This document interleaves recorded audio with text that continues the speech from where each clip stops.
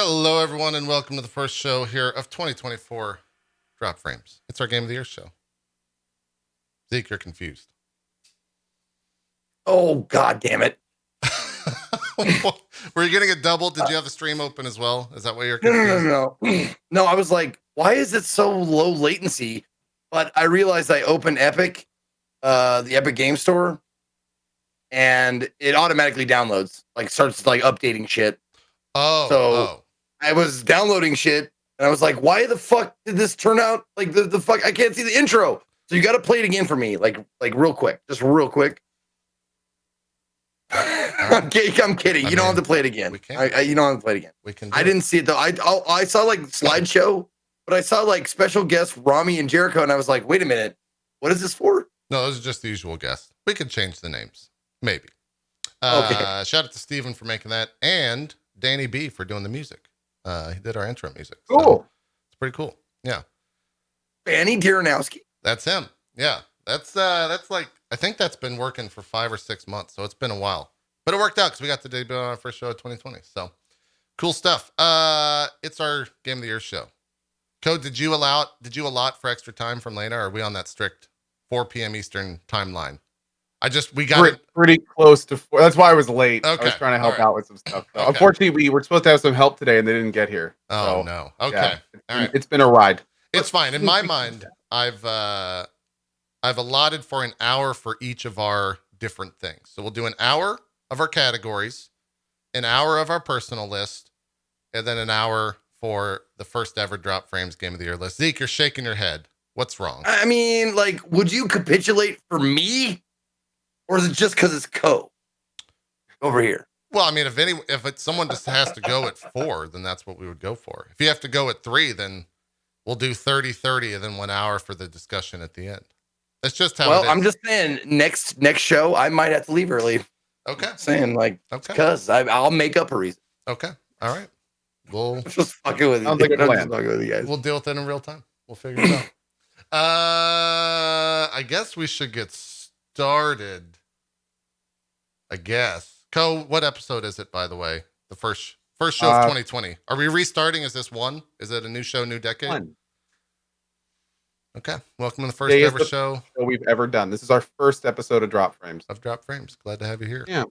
This is Drop Frames : The Revenge or something like that. New right? generation. There you go. The next generation. The Frames There Strike Back. Oh, okay. Sorry, I thought we were going with the Star Wars. It's fine. It's fine. Let's just get into this because, like Cohh said, we don't have that much time. We have a normal show time, but we don't have that much time. I hope. Can I just say, Cohh? Here, by the way, you have like a very smooth head. It's been a long time since I've seen head. You do. You know, it's not I real worked lumpy on it or for anything. a good while. Yeah. I'm really glad it turned out this way. You like tape things to the certain angles so it would. I did. I used rollers for hours a day to make. I heard that's what you have to do. Smooth. Yeah, it's true. It's tough. Yeah, it's tough. It's tough to get a nice bald head. Do what you got to do, man. Yeah, I think mine looks like a topographical map of like a hilly area. It's terrible. I think there's a bump somewhere on my head that looks really awkward if it's shaved. So I can't. One day I'll probably have to, but I can't. I'm not looking forward to that day. So yeah. And fuck you guys. We haven't had a show in 2 weeks. I'm gonna do some small talk. I miss my friends and I want to talk to them about their everything. It's been a decade. You know, it's been a year really to overuse that joke. Last decade. Yeah. No, it has been a while because the last show that we did was actually a Drop Frames games for Warframe. So like Cohh hadn't even played Tarkov yet. I don't think the Path of Exile season had launched. Maybe. Nope. It's been a while. It's been almost a month. There's been a lot of stuff that's happened. The Witcher came out and it was good. That's a thing that happened. We didn't even talk about it. Yeah. That might have to be a next show thing. Yeah. But yeah. Let's kind of go. I'll read out the categories here before we jump into every single one. In order, we'll be doing what? No, No, I saw someone get timed out for toss a coin to your Witcher, but it was for caps, not for like, because I thought like maybe you got spammed with it too much, so you made it like a banned phrase. No, not at all. It's just caps. Yeah. Okay. Favorite music, best. These are Zeke created categories, and they work. So kudos to Zeke for doing this work for me. It was great. I enjoyed it. I got a preface. Did you copy it? No frown, no frown upside down this year. Oh, that's right. There is no frown upside down. We did favorite music, best sound design, best art style, best narrative / story, best performance, best character, biggest fail / disappointment. That's one category.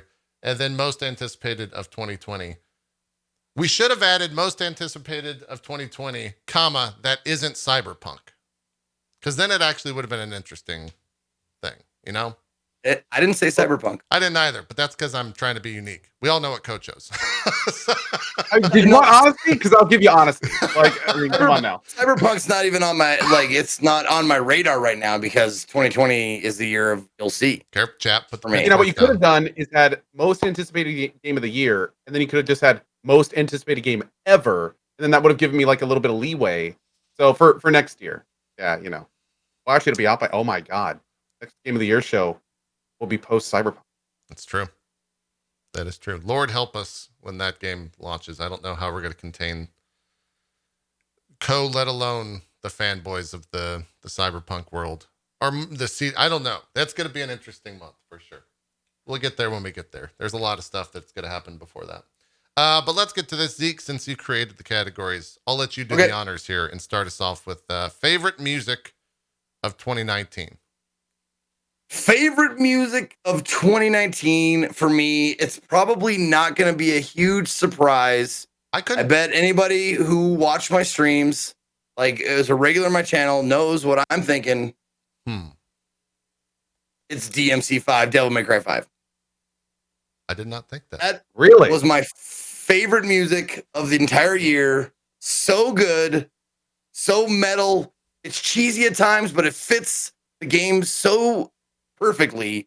Like it's not like, I wouldn't say like I didn't rush out and buy the soundtrack because there was a couple other games like Black Future 88 had a great soundtrack. What else? Dead Life. There was not Dead Life, excuse me. There was a couple of other ones that were really, really good. Just Shapes and Beats, obviously, with a lot of Monster Cat stuff. But like the one that matched the game the best and enhanced it the most, I think, for me, belongs to Devil May Cry. It fits. It was rocking. It kept the mood like upbeat and just like you wanted to kick more ass because the music was so good. And also like there's a Michael Jackson homage in there, dude. Like Thriller. I mean, it's not Thriller, but you know what I mean. It's fucking awesome. It's one of those games where I wish I played more of it this year. There's a lot of games that I wish I played more of. DMC 5 is one of them, particularly for the music. But it is what it is. Cool. Yeah. What was your favorite music of 2019? Now, it's interesting seeing Zeke's selection because mine was on the totally opposite end of the spectrum. This is one where very similar. I felt it really fit the game well. I thought it was really good. Particularly, it's one of the few games that I left with going, man, I really liked that soundtrack. And I really enjoyed it. It was my kind of music, and I really dug it. My music was...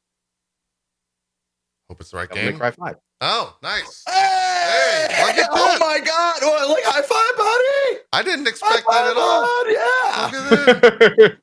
Dude. Yeah, no, I thought it was great. I mean, there was a lot of games with good music, but that was the first. Like, I remember leaving that game and just being like, man, that like I might get that soundtrack. Like, that was really cool. Like it, again, like Zeke said, it really fit the game. It kept the pace up, you know, with the action and everything that's already in the game. It kind of just really complemented what was going on, and it kind of completed the package. So yeah, DMC5 was my favorite music this year. So a quick thing. I was wondering, I was like, Cohh's not saying much, and he usually has, you know, at least something to say.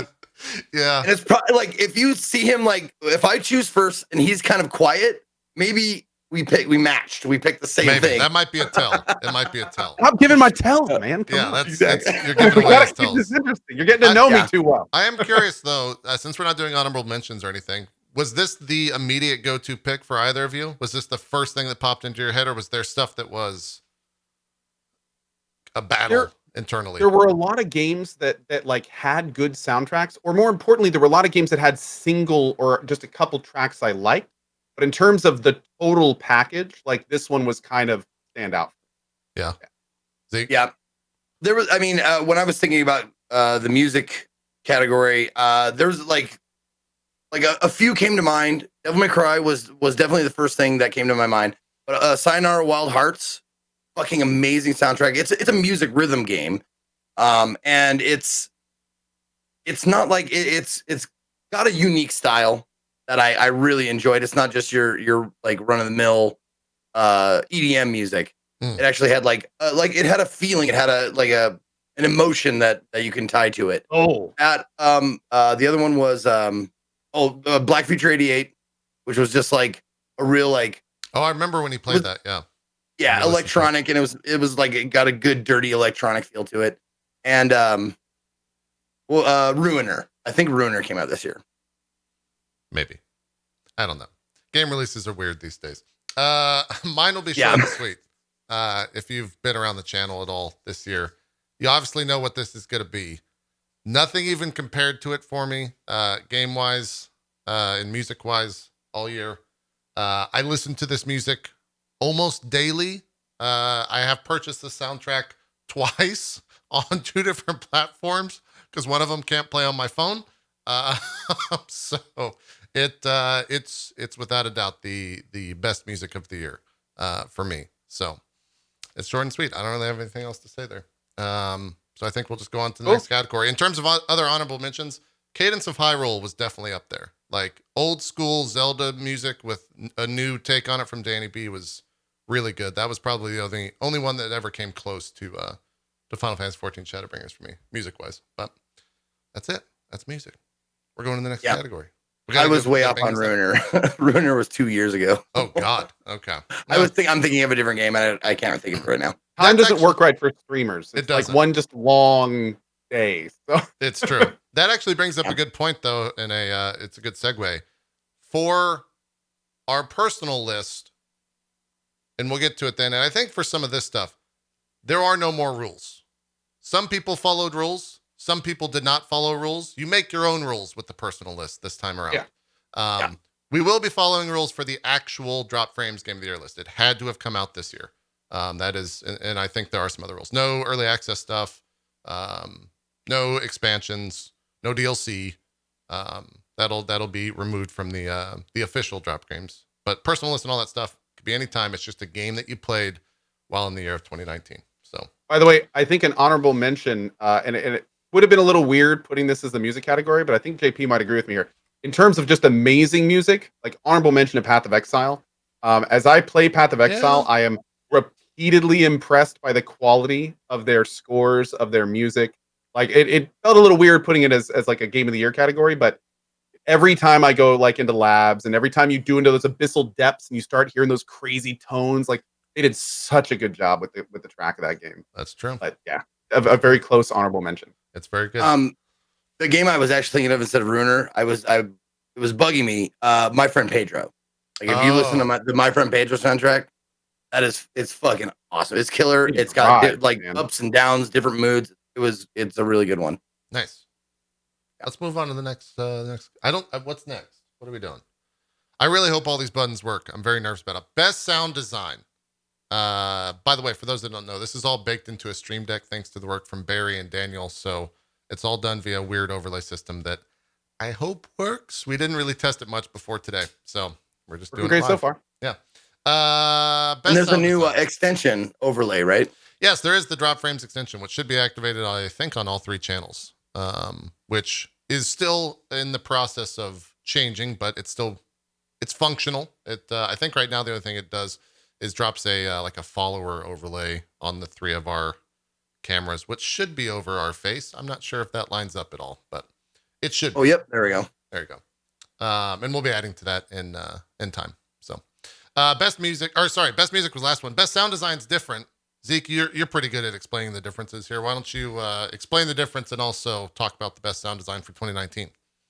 The sound design is like it includes like Foley, like gunshots, footsteps, anything that makes a noise that's not music, anything that like like trees rustling in the background, or that kind of stuff. That's what I think of when I think of sound design. Unless like everybody else is like, has a different opinion of it. That's what it means to me. Yeah, I think immersion is a Yeah. good word there for sure. Yeah. Zeke, what was the best sound design of 2019 for you? I'm going first again. Okay. Yeah. We'll switch it up. Best sound design. This one goes to a game that had amazing sound work, sound effects. It added so much to the game because of the mechanics of the game, and it was satisfying to hear certain noises. The sound design for me goes to Sekiro. The tang of the swords, the sounds of the bad the enemies, shit like that. It enhanced the game more than any game that I played this year, in a positive way, obviously. Yeah. That was one of those games that came out so long ago that I actually had to go watch footage of it to like realize how good a lot of aspects of that, because that came out in what, February of this year? It was one of the early months for sure. And so I had a hard time remembering everything, which is kind of April 24th. April. Okay. I thought it was even earlier than that. It was just one of those. No, that was last played. I'm sorry. It was March then. Chat saying March. Yeah, I'm an asshole. That's when I played it. Yeah, March 21st. It's fine. We understand. It's good. Oh, do you have that entertainment purposes only thing?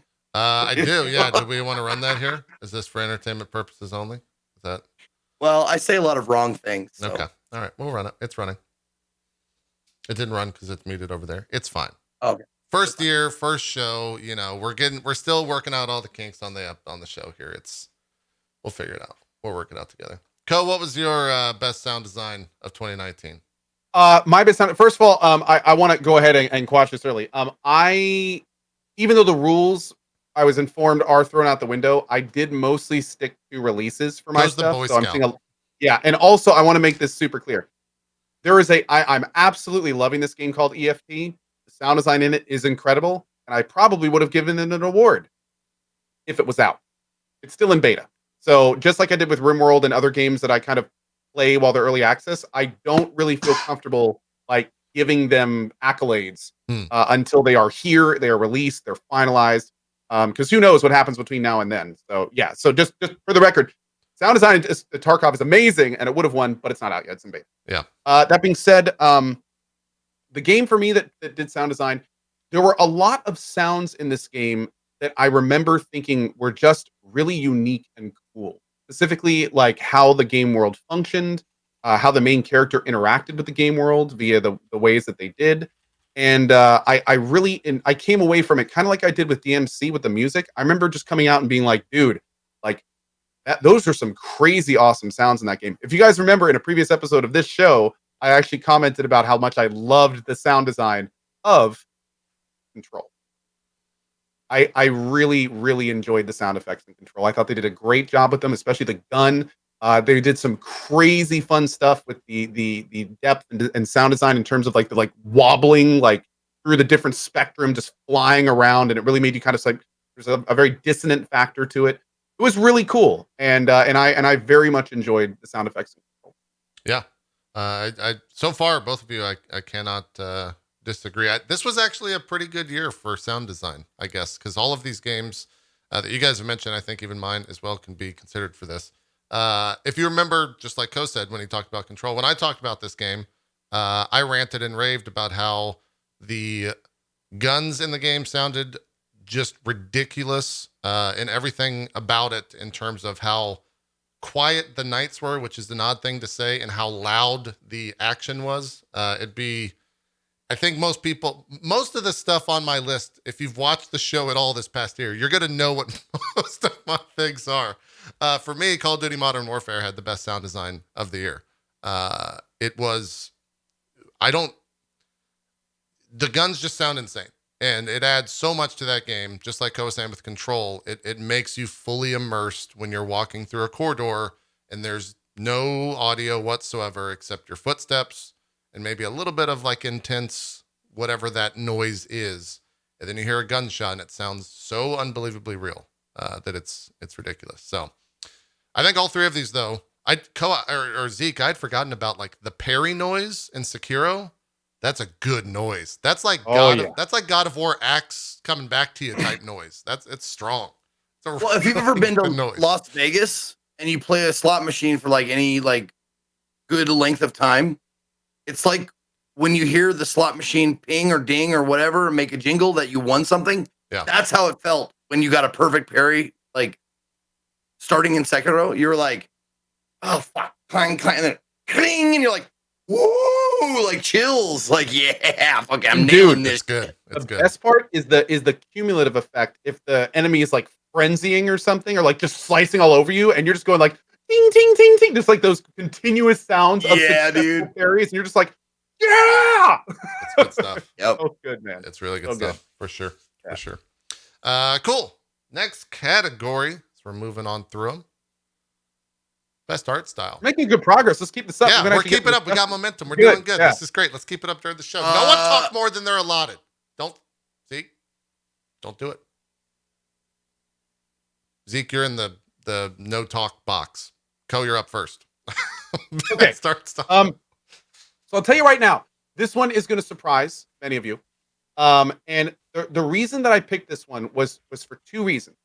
One, I absolutely loved how organic everything looked. I felt the immersive factors of the game I'm about to talk about did a really good job of making it feel like the world they were trying to set up. And I really enjoyed that about it. And the second thing is numerous times through this game, I would be walking around the world and I would go, man, this looks really good. Like this looks surprisingly good for out here. Like I'm impressed by what I'm playing right now. And I'm excited to see where games go if this is where we are with how good it looks. The game that I picked for best art style was Days Gone.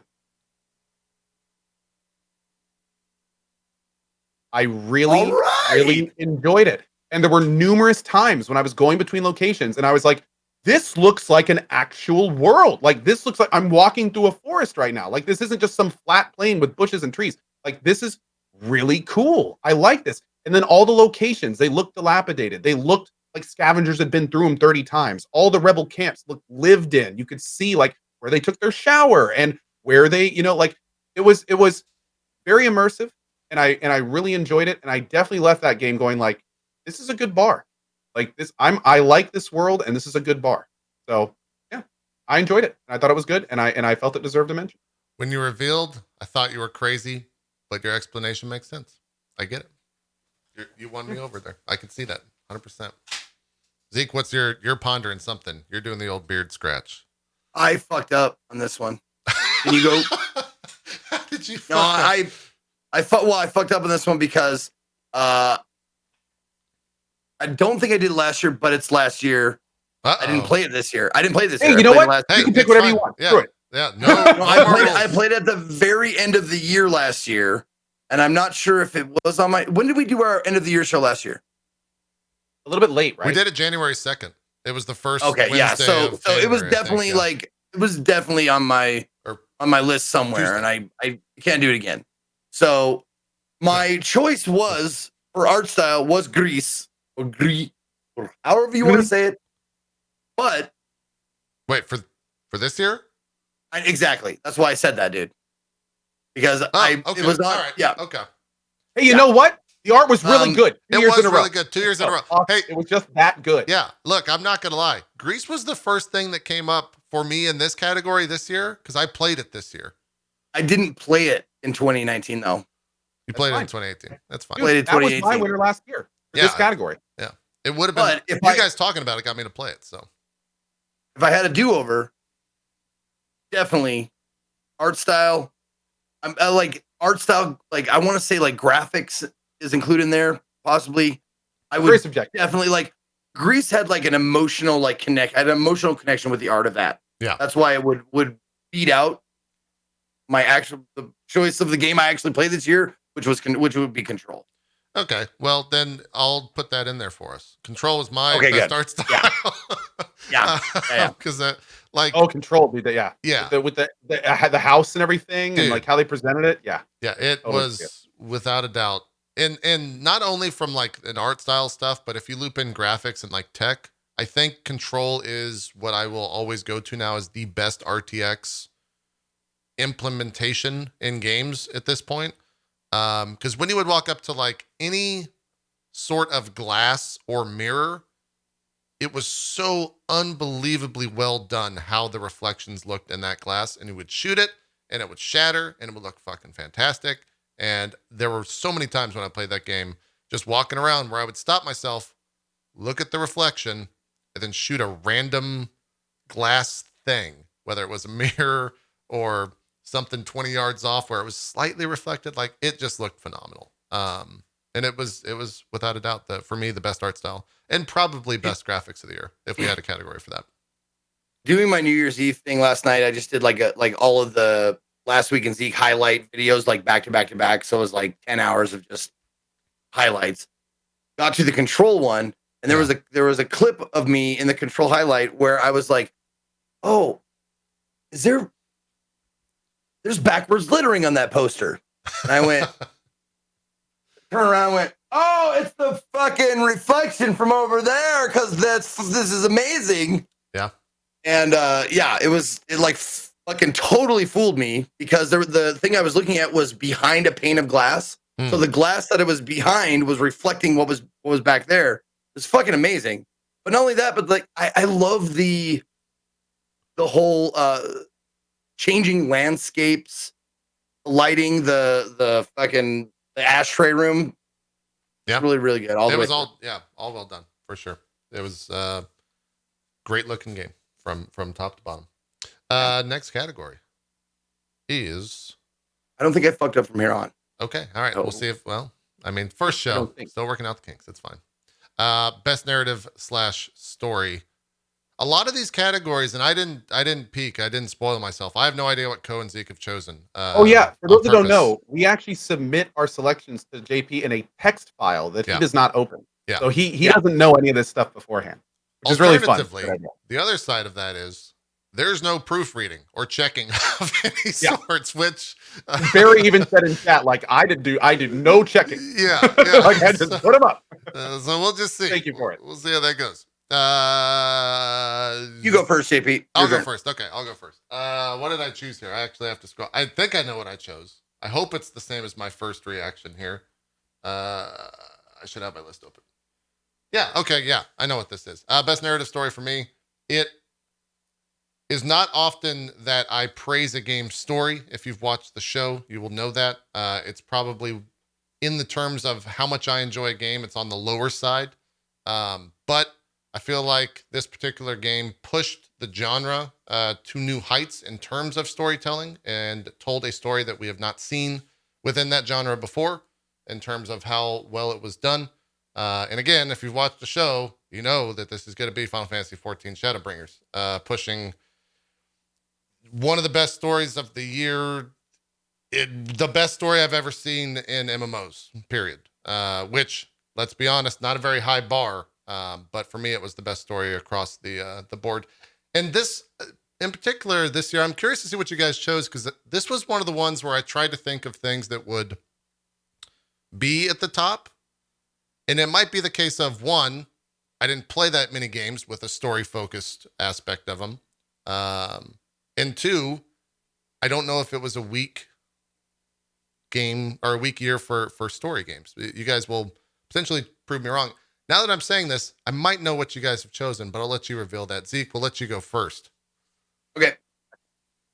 This one was tougher for me because there was I would disagree with JP. I think there was a lot of good storytelling this year, and completely to the opposite of JP, it's like probably number one for me in like enjoyment of a video game. Is like if it has a compelling through line, story, plot, that kind of stuff, that I'll forgive like graphical whatevers and that kind of shit if it keeps me on the edge of my seat. And this one, just the way it unfolded, the way the story was told, the way you find out what's going on was just so like, it kept me like interested and coming back. My favorite narrative, Outer Wilds. It makes Loved it. this is the Loved one it. game that I need to go back and play. But it's like I said on the past show, like I got to be in the right mindset for it. I feel, because it like, would you say that this game is a story game first more than anything, Zeke? I would say the first tag would be exploration, Okay. and then maybe like not like story driven. I don't know if story driven is the right word because you find the story on your own. Okay. I don't know if it like it drove me to come back and complete the game, but like there's no like urgency. It's you can fly around and just meander. You know, there's like because it's there's a baked in like mechanic where it just restart. It has that like roguelike thing where you die and restart. Yeah. It's kind of like Subnautica, where there's a main path, but it's up to the player to find it and then kind of suss out the components. And what's also really cool about that is it kind of turns it almost into your own personal story, like because you choose where to go. And for a lot of people, and I don't know if this is like for Zeke, but for me it was for that game, it kind of made the story a bit more pertinent because it was like a customized story to yourself, built in the framework of some really interesting like milestones as you move through it. So yeah, it's like emergent almost. It's like emergent storytelling. Well, and it's very unique. Yeah. Every first playthrough of Outer Wilds is different because you go to different places first. You discover chunks of the story in different order. Like I would say, like you could watch 20 playthroughs and not get the story in the same order, like at all. And it's a beautiful thing like that because you'll go to one planet and get like 3 leads, like 3 little pieces of yarn to tug, and then you'll tug that one where Cohh would tug that one and JP would tug that. Like it's great. It's fantastic. Yeah. And the story is compelling. Like the first time you die, you're like, wait, what happened? Oh my God, what the fuck is, and then you go wake up again. You're like, okay, what the fuck? And you just like, I was in immediately. One of those games I got. This might be the Grease of 2020 for me, where I play it after you guys talk about. And let's be real, everyone's been talking about how great this game. It's not just a unique thought from you guys at all. It's winning game of the years out of everywhere. Before I yield my time to Cohh, okay, I just want to say, like, I see a lot of people mention Disco Elysium, and it was like super interesting, very well written, but I don't know if any of us finished it, either me or Cohh finished it or got deep enough into the story. It sounded like and felt like it was going to be like super interesting, but I didn't get deep enough into the story to act like, have it qualify. Yeah. And I think it's important to mention, every so often there are these games that come along that are phenomenal games, but for various reasons are not phenomenal games to stream. And Disco Elysium is a good call. As somebody who thrives and loves games like that, it definitely is a little bit painful that I was not able to finish it for the Game of the Year show. But thankfully, due to this construct, I mean, and maybe we'll be able to talk about it next year because I'm hoping and praying now that Disco Elysium is this full success that maybe we'll get a fully voice acted version like Divinity. Like I'm trying to like maybe. I don't like how long would that game be if it was fully voice acted, right? Like that. I'm telling you right now, if the devs are listening, I will do a voice in that game for peanuts, for next to nothing. I'll do it for free. You just call me. Like seriously, I bet you would have an army of people volunteering to help you do. You spend money on a good narrator. Like grab the guy from Divinity OS 2, and then you can get a bunch of volunteers to do terrible voices, and that's fine. Like we'll make it happen. But yeah, unfortunately, I don't think any of us are gonna have Disco Elysium on any of our categories. But I think we can all agree like it's a giant honorable mention. Game sounds amazing. The people that played have nothing but good things to say about it, and like kudos to the devs, Studio Zam. They did a awesome work. Yeah. It's just one of those things where just can't play it. It's just really tough to stream, man. Like I did a full stream of Disco Elysium. My throat was hurting by the end of it. It's constant reading. You never stop. It's hard. It's tough. Yeah. Cohh, What's your best narrative / story of 2019? Okay, this game for me had probably the most ups and downs. It made me laugh a huge amount. It surprised me all over the place. I was extremely emotional during it at times. It was really really good. And when I was done with it, I was just like, and you guys are gonna probably know for this. I was like, this game has ruined this genre for me. Like at this point, I don't think there's anything that's gonna make this like it's just my best narrative was the Somnium Files. And Okay. I loved it. And like what's really funny is I played another visual novel shortly after it. And after playing like it was tough. I tried to play Danganronpa V3 afterwards, and there was so much like flavor text that didn't really go anywhere. And there was so much stuff in that like I never really felt bored in at all. But I played another visual novel and I was just like this is Dragon, man. Like when am I gonna get to stuff that I really want to, I really want to read or is funny or it's gonna make me laugh or make me feel something? And yeah, it was a fantastic game. If you're even a slight fan of visual novels, I couldn't recommend it more.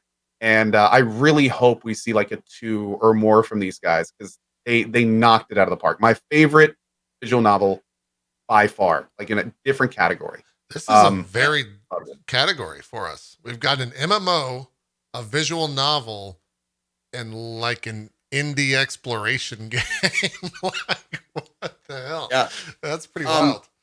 No, for those of you asking, when Cohh started off, he said like it's funny, it's surprisingly emotional. I was like, is he gonna say Little Misfortune and make me fall in love with him? And then no, he didn't. I thought he was going Death Stranding. It's funny you say that. It was actually that's like my honorable mention for this category. It's really funny you say that. Like there was when I first saw this category, that was actually one of the first games that came to mind because of how it makes you feel and the dialogue and the fact that like you're watching this small kid deal with this really serious situation and like the ending, like yeah, that was a really really good one. It didn't. AI Somnium Files for me was just so much bigger. Like there was just so much more to it, but that was just because of the type of game that it was. But yeah, that's super honorable mention to Little Misfortune. And thank you again for convincing me to play it because that's a special, unique experience. But the reason you said just there is the reason why I couldn't consider I for the best narrative category is because it was too long. I felt like, and this is the thing with these type of games, the repetition. You go back, you discover all the paths and stuff like that, but you have to hear the same stuff so many times. It drags a little bit. I mean, they did like spice it up here and there, but honestly, it wasn't. There's a lot of fat to trim in visual novel games like that, in my opinion. Even 999, all the what 4 I've played, maybe. Yeah. Like I'm like, you could really lose a lot of this and have a more compact and a powerful game. Yeah. Also, real quick, second honorable mention for me, Judgment. I really enjoyed Judgment. It was a little campy and corny at times, but I'm really hoping there's going to be a Judgment too because that was another close one. I forgot that game came out. I mean, I didn't play it. That's probably why, but forgot that was a game this year. Cool. That's best narrative story up next. And the next 2 ones can kind of go hand in hand. I'm curious if we'll see too many. I don't know. I guess we'll see what happens. Best performance is the next category. This kind of goes into the acting, voice acting, whichever. It's video games and acting. I think we could just start saying acting. Let's get away from like voice because you do so much when it comes to motion capture and all that stuff. Cohh, you went last on the last one. Let's go first on this one. Sure. Give me 2 seconds because I actually submitted my list a little confusing, and Barry later then like told me like, no, you need a category for this and this. So okay. So the best performance. This is of a person and a role, correct? Yes. Like this is of okay. That's how I've voted it, at least. Yes. Now I'm gonna say what mine is, and very similar. Some people are gonna be like, "What? Like, why are you talking about that?" But then let me explain it. My best performance was not anyone in Death Stranding. It was Deacon from Days Gone. And let me tell you why. Because when this game started, this dude was straight unlikable. In fact, I almost put the game down because of how much I thought he was just a whiny, like complainy, like didn't make much sense. I remember that thing where I got to like that point in the game where I was like, I either need to pick this down or something. Like I need to put this down or something needs to happen. I was not having fun for the first like 6 to 8 hours of the game. I just thought it was not really going anywhere. I didn't really enjoy it. Most importantly, I really didn't like Deacon. But what was really impressive is when I got towards the end of the game, I found myself really liking the dude. Like he actually did this really good job of starting as this, in my opinion, super unlikable dude. Like he was just not. He was turning his back on people. He was always had the sneer on his face. He was never happy, and like it was just this depressing person. And if he had stayed that way the whole game, I probably wouldn't even be talking about it. But by the end of the game, dude, he was uplifting. He was looking forward. He had become like this different person almost. And looking back, dude, that was a pretty impressive journey. Like the guy that played Deacon, I thought about Death Stranding, and there were a lot of performances that I really enjoyed in Death Stranding, but I didn't feel like any of them had a lot of growth. I felt like they were all just like good performances of relatively one-dimensional characters that had a set of attributes, and they acted out those attributes, and that was it. Sure. But Deacon in Days Gone, I felt like he was a human being making changes throughout the story. And most importantly, like I said, he did it so well at the beginning that I almost was just like, screw this game. Like, I don't like this guy. He's convincing me that I do not like this character, and I don't want to see him go anywhere because I don't care about it. And then by the end of him, I was just like that was great. Like I thought the ending was cool. I really enjoyed it. So yeah, that's where I was with that. I did really enjoy it, and I thought he did a really good job. I thought specifically the actor that played Deacon. He's actually a streamer on Twitch. I'm having troubles placing his name, which is awesome. He streams like Temple of Elemental Evil and old school games. But that guy did a great job. So it was the arc that won you over. Sam Witwer. Yeah, he did a good job. Oh, was Sam Witwer the same guy that did Red Dead? Or am I thinking it was? Was Arthur Morgan or no? Is that completely wrong? That's completely wrong. Let's move on. He was the guy in Force Unleashed. He was the dude that played the Force Unleashed guy. Oh, that's where I know that name from. Okay, all right, that makes sense. Random cat. Yeah, quick heads up. He does stream on Twitch. He streams old school games, and he's a total bro. He plays with his buddies and does co-op like CRPGs from the 90s. It's great. That's really cool. Awesome. Zeke, best performance. 2019. My favorite performance this year.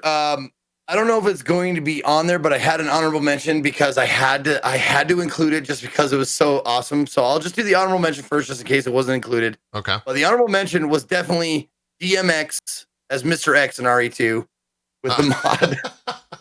So a modded entry. All right. That was the best performance of any game like in the past 100 years. Okay. X Gonna Give It To You was like sure. Awesome. It was amazing. Perfect. Fit the tone. It was great. Sure. But my actual favorite performance of this year was Natalia Martinson as Little Miss Fortune. Hey, nice. Okay. Her portrayal of this girl and the way her speech patterns were. And it was so endearing and so memorable. And it made you just like, I'm not a big fan of cute things. And it surpassed cuteness into like a genuine childlike acting. Like it was just so well done and so endearing and so like perfect for the particular part. And she was fucking hilarious. The way she delivered some of those lines, I laughed like silent laugh. You know, one of those where you're like, and you can't like catch your breath. Sure. So goddamn good, man. So goddamn good. The Yikes Forever won you over. That's what you're saying. Yikes Forever. Yeah. Yep. Yikes Forever. Like that was like part of the reason, like, what performance stuck with me? What performance do I still reference to this day? Like, since I played the game, like, there's a few that I could remember, like the lead of Control, Courtney Hope. Yeah. I could definitely like see that. There was another one that I really enjoyed is also in Control, but the was that her brother? Dylan. Yeah, that was amazing. But like this one, like hands down, like when I thought about it, it's like not even close for me. Yeah. For me, I feel like this one was. I think it was a good year for performances in games, just across the board. I think our choices here kind of prove that. But I feel like the medium is starting to the medium of video games starting to move forward so much that the performances within the games are getting better and better. Which sounds a little bit cliche to say, but I truly believe that Death Stranding was one of those games that if it did anything right at all, which is controversial to say in the first place, I feel like the acting in that game was on point, and one in particular for me kind of stole the whole show. I don't think it's a secret at all. It's not Norman Reedus. It's Mads Mikkelsen. He was the best. He was the best in the whole thing. Every scene that he was in, solid choice, just stole the whole show. And it was the type of thing where I wanted Fragile to shut the fuck up and stop telling me about how fragile she is, just so I could see more Mads. Like, I wanted to see more scenes with Mads.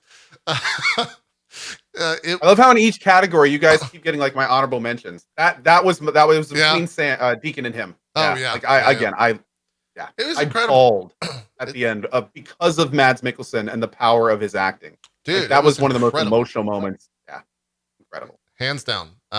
Good choice. Yeah, he just best of the year without a doubt. And like I said, there was a lot of different performances here. I almost went with the Final Fantasy 14 character, but I feel like the motion capture added so much to the character of Clifford that he played that it was just a no-brainer, because he sold the scenes without words, and that just kind of has to go to the fact that it was motion captured, but there were so many things and so many emotions conveyed in so many little ways that just spoke so loudly. And so Mads won that, and I hope we see him more in video games. I hope it's not just the Kojima connection that brings Mads out in video games. I hope we see more of him, without a doubt, because he's a phenomenal actor, and I think he was phenomenal in Death Stranding for sure. Mads is one of those guys that can be in anything, and like I've never seen him do an average job. It's always above average or exemplary job, acting wise, whatever he's done. He's one of those rare people that can do that. And I don't like, that's a great choice. Yep. He was good. By the way, I saw some people trying to Google him. It's actually misspelled. It's Sam Witwer. Witwer is the guy's name. So quick heads up. Just want to correct that real fast. I kind of like Witwer. It sounds like he's Scottish or something. Witwer. Yeah.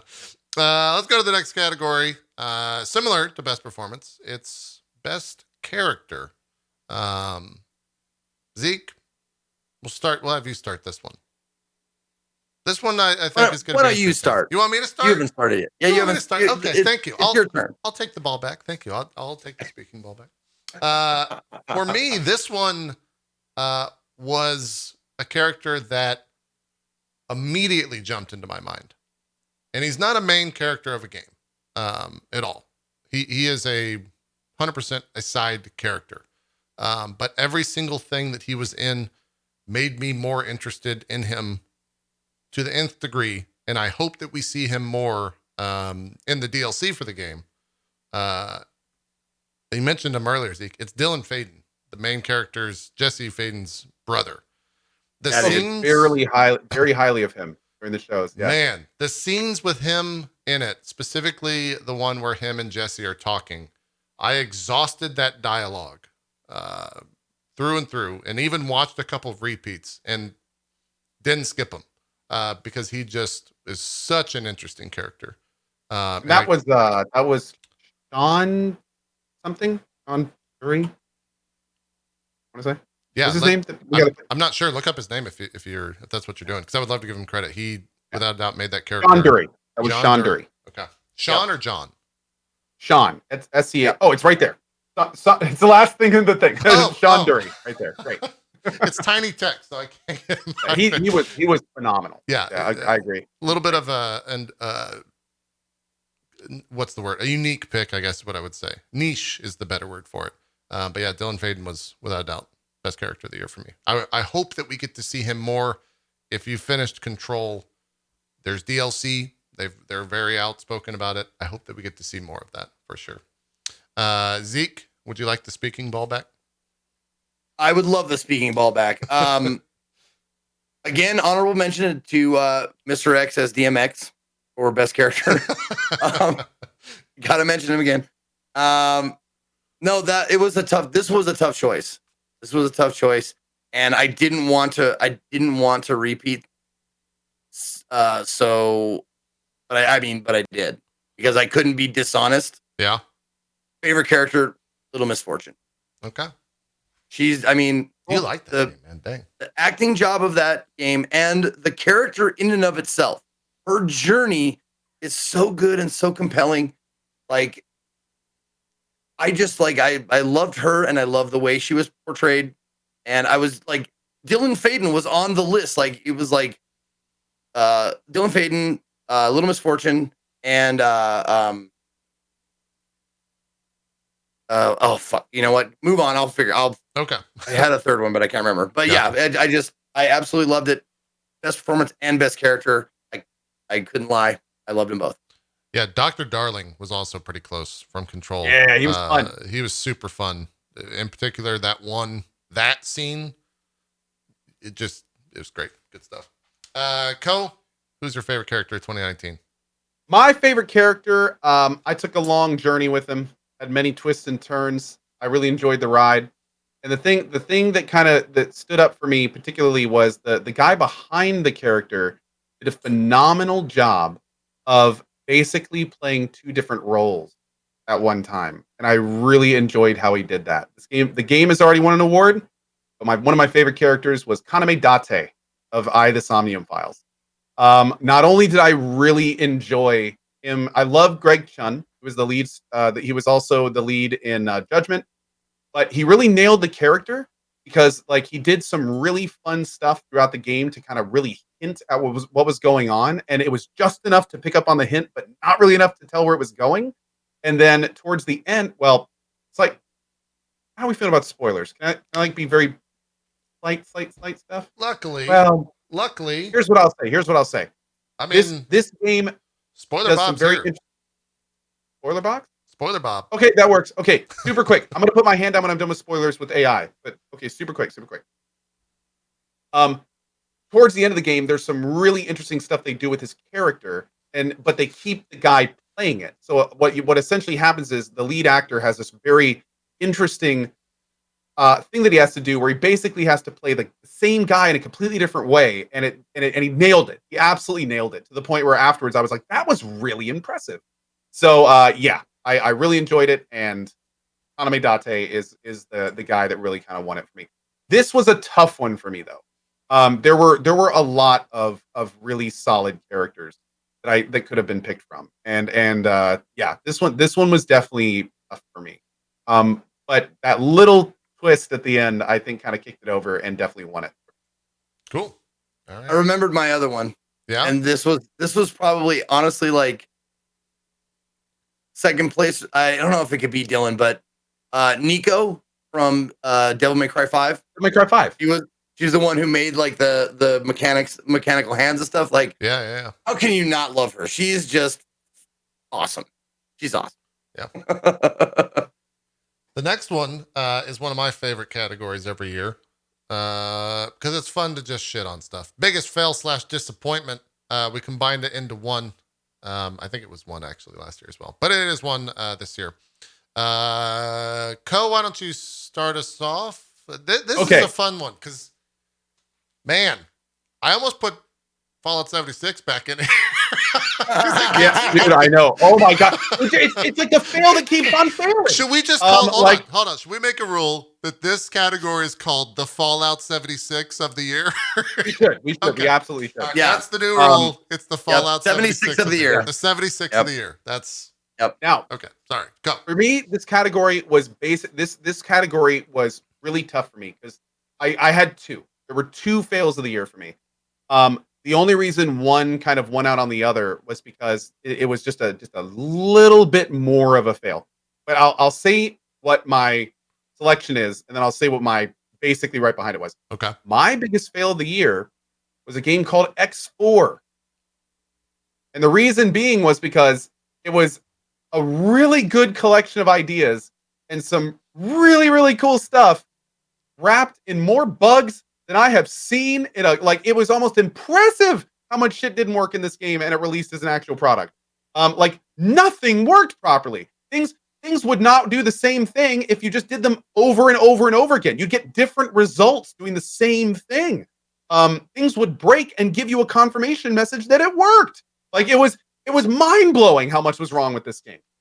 Now, thankfully, it has made a lot of progress since then, and I am looking forward to returning it, hopefully to it in 2020, and kind of like, you know, jumping back into it. There's an expansion coming out called Split Vendetta, and they've undergone some great patches. And honestly, this company's known for releasing kind of like not great stuff, and then over the years making it good. But still, man, like I was really hyped for the game. I'd hoped they kind of learned their lesson, and it was just very clear when it came out that it was unplayable, unfinished, and a pretty big mess. So that was my big one. X4 came out in 2018. Uh-oh. Did it? I mean, it's still a fail. Maybe it was like early access or something. Oh, I don't know. If it did, hey, well then I guess I guess. Did you play it this year, though? 2018. Whoops, You played it this year. Yeah, you played it. I might have. I don't even remember, to be honest. I don't remember. That's Ban me fine. from the show. I'm not the only one. Oh, here we go. You know what? My runner up though. My runner up will set me back in. And this is like, honestly, I honestly think I speak for all of us when I say this was one of the bigger fails in gaming, period. And that's Anthem. Yeah. Like Anthem, I mean, it was so surface level. There were so many fundamental flaws. It had so much money poured into it, and nobody stood up and said it was ass. Like it was just, there were so many things wrong with Anthem. Yeah. It's just, oh man, I tell you, I was this close to putting Anthem as my top. Now I wish I did, because I actually would have followed the rules. Oh god, no, Anthem was not 2018. Hold on, no, Anthem. No, it was very early 2019. It was February or January. Okay, I think it was February. Yeah. Yeah. Anyway, The beta was but yeah, 2018. so Anthem was just it was a mess. It was a mess. Yeah. So, Yeah. I love Anthem was that. 2015. You shut up. I love the Okay. biggest fail disappointment. We have the description for Cuphead, which, funny enough, is our placeholder description for all these games. So, whatever. Oh. X4, I of didn't course, even is a notice that. 2D co-op shooter platformer. Everyone's favorite, really, but it was the Focus biggest on boss fail. battles, yeah. Yeah, it's the biggest fail. Zeke, what was your biggest fail / disappointment? I'm curious, actually, what yours is, because I don't know. I have no idea what this could be. You're not really a mainstream guy. I thought this was going to be two different categories. Like, biggest fail is a different thing than disappointment to me. Because disappointment can be a great game that disappointed you personally. Like, sure. Like when Breath of the Wild was my biggest disappointment because I wanted to love it and I didn't, so I was disappointed. Same thing with this year. I didn't do fail, but I did biggest disappointment. Obviously, we all know, I've talked about it enough, is Death Stranding. Really? Death Stranding was my biggest disappointment. And the reason why, it's not a terrible game. It's disappointing to me because I wanted it to appeal more to me. I thought it was going to. I had high expectations of it, like really, like, you know, totally valid, being a compelling story that I would love, and the like gameplay and all that kind of stuff. And it just like fell for me. It fell flat on its fucking face for me in a lot of different areas. And I was just like, God damn it, I wanted to like this. I mean, it was a weird 2D co-op shooter platformer as well. That one was just a little bit odd. There's a lot of those this year. There's a lot of weird 2D co-op shooter platformers that focus on boss battles. There was a hot thing this year, you know? Oh, and Chad is absolutely right. I'm absolutely too stupid to understand the story, and that's why I was disappointed by it, because anyone who doesn't get it is a dumb idiot. Well, and more importantly, for saying that. It's true. More importantly, if you do understand the story, then it would be your game of the year. So, I mean, if it's not your game of the year, clearly you're just not intelligent enough to appreciate the artwork in front of you. That's true. Yeah. I agree with all of this. We just have a low IQ show, but that's why it works, because none of us are smart, so we can just say dick jokes. But you can't. I mean, you can't really argue with disappointment, because it's a personal feeling. Like, I was disappointed by it. Yeah. That's why I was so hyped for this game. That's why it was so disappointing that it was so like unplayable, messy. Yeah. Yeah. So, like that's exactly. Yeah. Well, it's the same thing with Anthem as well. That was more of a biggest fail than it was a disappointment. I was ready kind for of. like a serious Destiny 2 competitor with solid gameplay and mechs, and like I was ready for Anthem to rock, and then whoo, Yeah.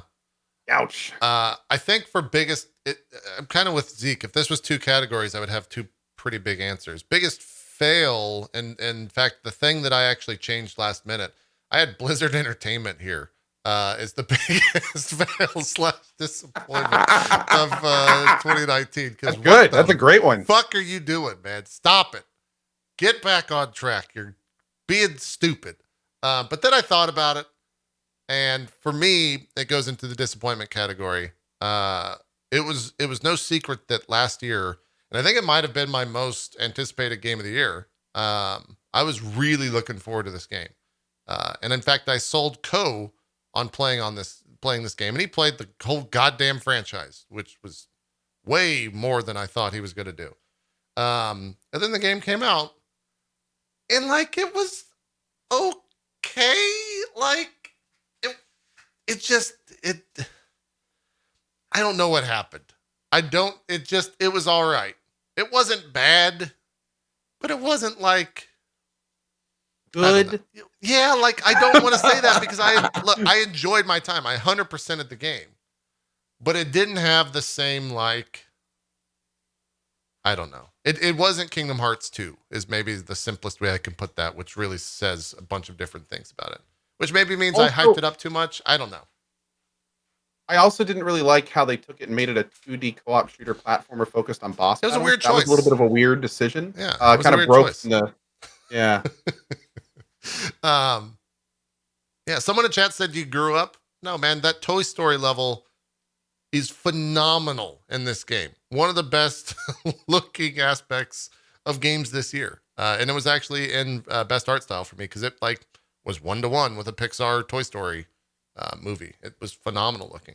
But it just didn't quite like, and maybe the DLC will that comes out later this month. I don't know. It just didn't quite like match it up. For me, it was those attractions. Like that, I don't know why it was such a big deal to me, but for some reason, like it turned it from like this walking the line between an actual game and Disney commercial into like a straight up Disney commercial for me. Like I stopped using them because of how much it bothered me seeing those on the screen. So yeah, man, it just ripped it out for me, unfortunately. Yeah. Zeke, it's a good story. Oh, some people asked Zeke just fart. No. I was actually leaning to see if it was a green screen thing that was happening here. Yeah, that's one of the. Gonna fix it, but that's a graphic. Yeah. One of the reloads. We'll just reload now. Fuck it. Since biggest fail and biggest disappointment to me are different categories, and we changed kind of the rules, like whatever we played this year, and it's a fail. Like it's a notorious fail. So I just want to give a mention to the biggest fail that I played this year. Devil May Cry 2. Holy fuck. That is legendarily bad. And people are like, skip it. And I'm like, no, I don't want to skip it. I want to know what you guys are talking about. And I played it and I went, oh man. And I played it this year. So it's still like, it counts for the rules, the new rule change. And that was a huge, just like, are you fucking joking? Devil May Cry 1 was so fun. And then Devil May Cry 2 just fucked it, the whole like idea in the like ear hole. Terrible. All right. Yeah. If you can imagine. Fun category. I think I reloaded too early, Barry, because now we've lost the most anticipated of 2020. But we don't need it. It's fine. We'll just talk about this because let's be honest, this one's probably pretty easy. Zeke, we'll let Cohh go last because it's no surprise. Okay. You all know what mine is. Like, come on, Zeke, what's your most anticipated game of 2020? We did this last year, but it was the most anticipated game. We didn't put a year on it. We didn't put like next year on it. So it's going to be the same thing as last year. My most anticipated game, and I've been waiting for it. I'm keep waiting for it. And no other game even comes close or matters to me. Last of Us 2. For sure. Cool. Absolutely. No question. That was mine as well. Oh, is it? Yeah. Yeah. 100%. I thought you might be FF7 remake. You know, that's what it was originally. And then I remembered that Last of Us 2 existed. For some reason, I think that all the leaks that were happening for the remake like the intro linked for the demo, then the demo linked before or leaked before that rather. That yeah, I just kind of forgotten about this, but it is without a doubt my most anticipated. Cohh, I'm just gonna hit the button. Do we need to say anything? This might as well have been my most anticipated game of all time. Is it up there Like, of all time? It is for me, dude. You guys have to remember, like the game that made gaming for me was Deus Ex 1. It was a first-person only, dystopian, futuristic, like cyberpunkish, RPG adventure game. And ever since Deus Ex 1, I have been waiting for a game that it has kind of like met all those bases. And the first game that has the potential to do that, pretty much after Square Enix took over Deus Ex and kind of turned it a different direction, is Cyberpunk. Like this for me is like my gaming renaissance. It is everything I loved as a kid brought like 2 decades later into everything that we're here now. So Cyberpunk 2077, man, I've been waiting for this game for 20 years. I kid you not. And I'm really looking forward to it. Oh god. Well, I'm trying. Is there? Please be good. Please be good. Please be good. Please be good. That's what I'm saying. Like, what is there a world where this game is bad to you? Not even to me. It's kind of like this. Like, kind of like I this. would bet on it more than I get bet this on question anything. a lot. Yeah, I get this question a lot. Let's say you like a whole bunch of different ingredients in food. And you know that you like all those ingredients individually. And it's kind of like sometimes you go to a Mexican place and they have like all sorts of really good different types of food, but all their dishes are just different combinations of the same thing. So you kind of know, like, whatever you get, like in whatever form it is, you really like all the ingredients. You feel like they're high quality and good. So it's kind of like, whatever you get, it's probably going to at least be enjoyable. So that's kind of how I feel about Cyberpunk. Sure, the story may not be great and I may not really connect with some of the characters and stuff, but all the core components are things that I already know and love, and honestly, in many cases, prefer in my gaming. So could it be bad? Absolutely. Maybe it'll be buggy, and maybe halfway through it, my 80-hour game is going to crash and get erased. Like, there's all sorts of terrible things that could happen. Seriously, I mean, all these things could very much happen.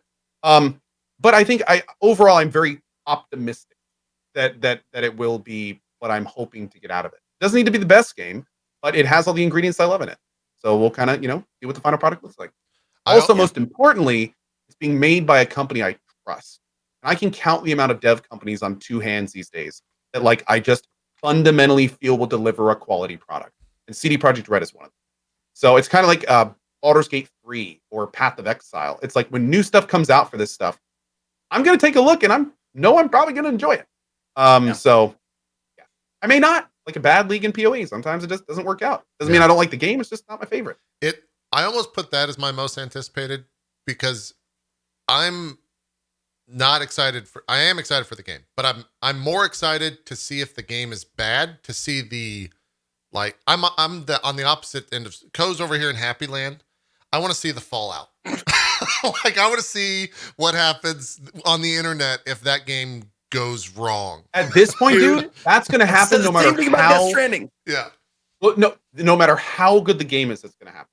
Sure, if it was a perfect game, there would still be people that hate it because it's a perfect game. You know what I mean? Like, it doesn't matter how good it is at this point. It's so, and I'm the first to say this. It's so overhyped at this point that even people that may have just enjoyed it, if it was like, by a company you've never heard of, the expectations are so high that it's just going to be like, they can never be met. It's weird. Yeah. I can't. Yeah, like chat's already on top of that. Like, I can't wait for if it fails, it's gonna be like Cyberpunk 76. Cyberpunk 2076. Man, what a year CDPR is already having with the success of Witcher on Netflix. It has their highest ever concurrent. They got back with the author of Witcher after years of fallout. Oh god, wrong word for that. Years of disagreement. They're having an insane start to the year. And if 2077 delivers, it might actually get even crazier. So we'll see. And people mentioned another game that was definitely like, it's still not close to Last of Us 2, because Last of Us just is one of my favorite games probably of the decade. and we'll do we're gonna do a show something like that in the future, right? Eventually, yeah. We got a year Eventually. until the decade actually begins, so Yeah, that's debatable. It is, but because it starts at 2010, and that's a 0, and then 1, 2, 3, 4, 5, 6, 7, 9. That's 10 years total. Anyway, what I was gonna say was, I went with Last of Us 2 because it was my favorite choice, but I didn't even consider Wolf Among Us 2 because it doesn't have a release date yet. Sure, yeah. Last of Us 2 has a release date already. Yeah, that's true. All right, let's do our Game of the Year list, personal list. We're doing it a little bit differently this year. In past years, we have gone my number 10, Cohh's number 10, Zeke's number 10, Zeke's number 9. We're gonna go 10-1 per person. Who wants to go first? Who wants to go last? Who wants to be the guy in the middle?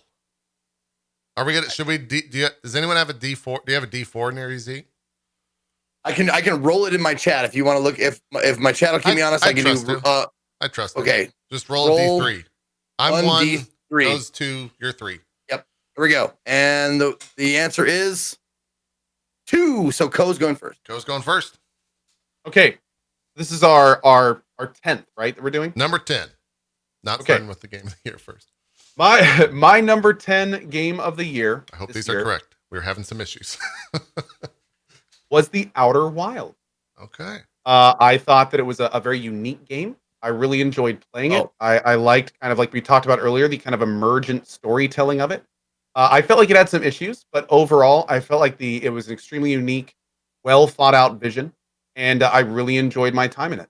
I think also looking back at the complexity of the world and how it all functions, I think that alone is a pretty big marvel in terms of gaming production, and that deserves a shout out in itself.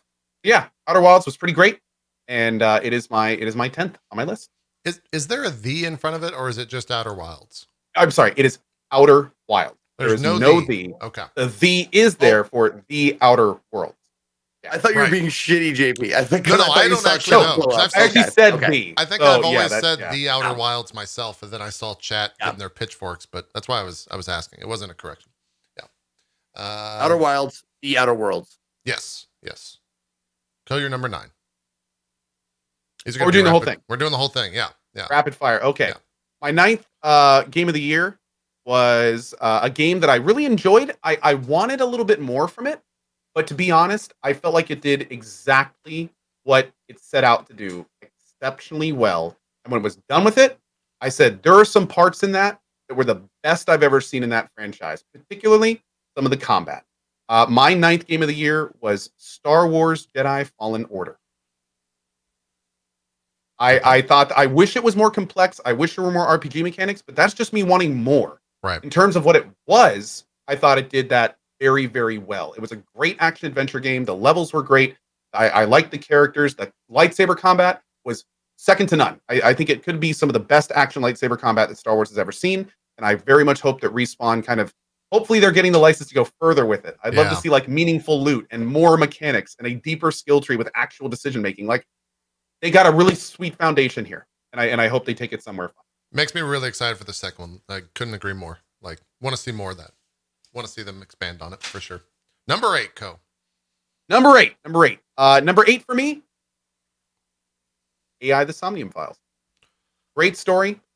Really fun. However, not really higher up my list because I even though I love the characters and I love the story and everything, the gameplay wasn't there wasn't a lot of gameplay. And I've always felt this way about visual novels. I think they're a fun story, and this is one of the best I've ever played. But at the same time, the entire thing is just clicking on locations to get quips or some basic decision making here and there, a little bit of puzzle solving and which I enjoyed. I like that.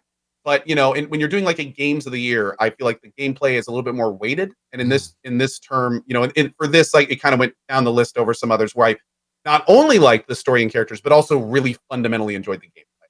So for me, number 8, AI the Somnium. I figured that would have been higher on your list.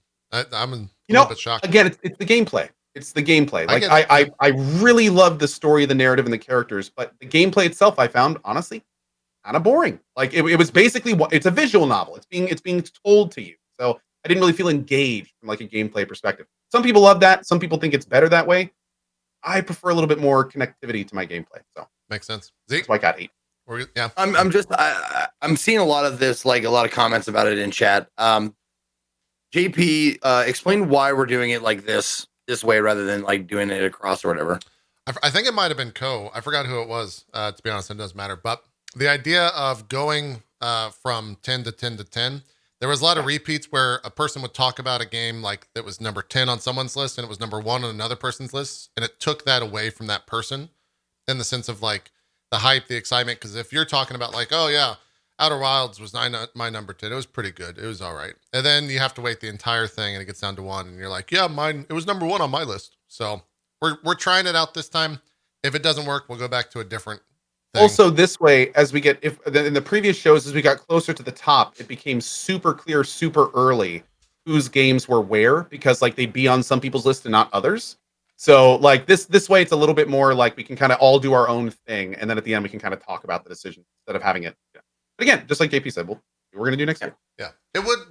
Chat. There was a good idea in chat. I think we could save number 1 to reveal all at the same time, and then talk about it together. So go 10 to 2, and then save 1, and reveal that all at the same time. You want to do that? Absolutely. Whatever you want to do. Let's do that. No. We'll switch it up. Let's do that. Save the treat for the end. Yeah. Yeah, exactly. Number 7 for you, Cohh.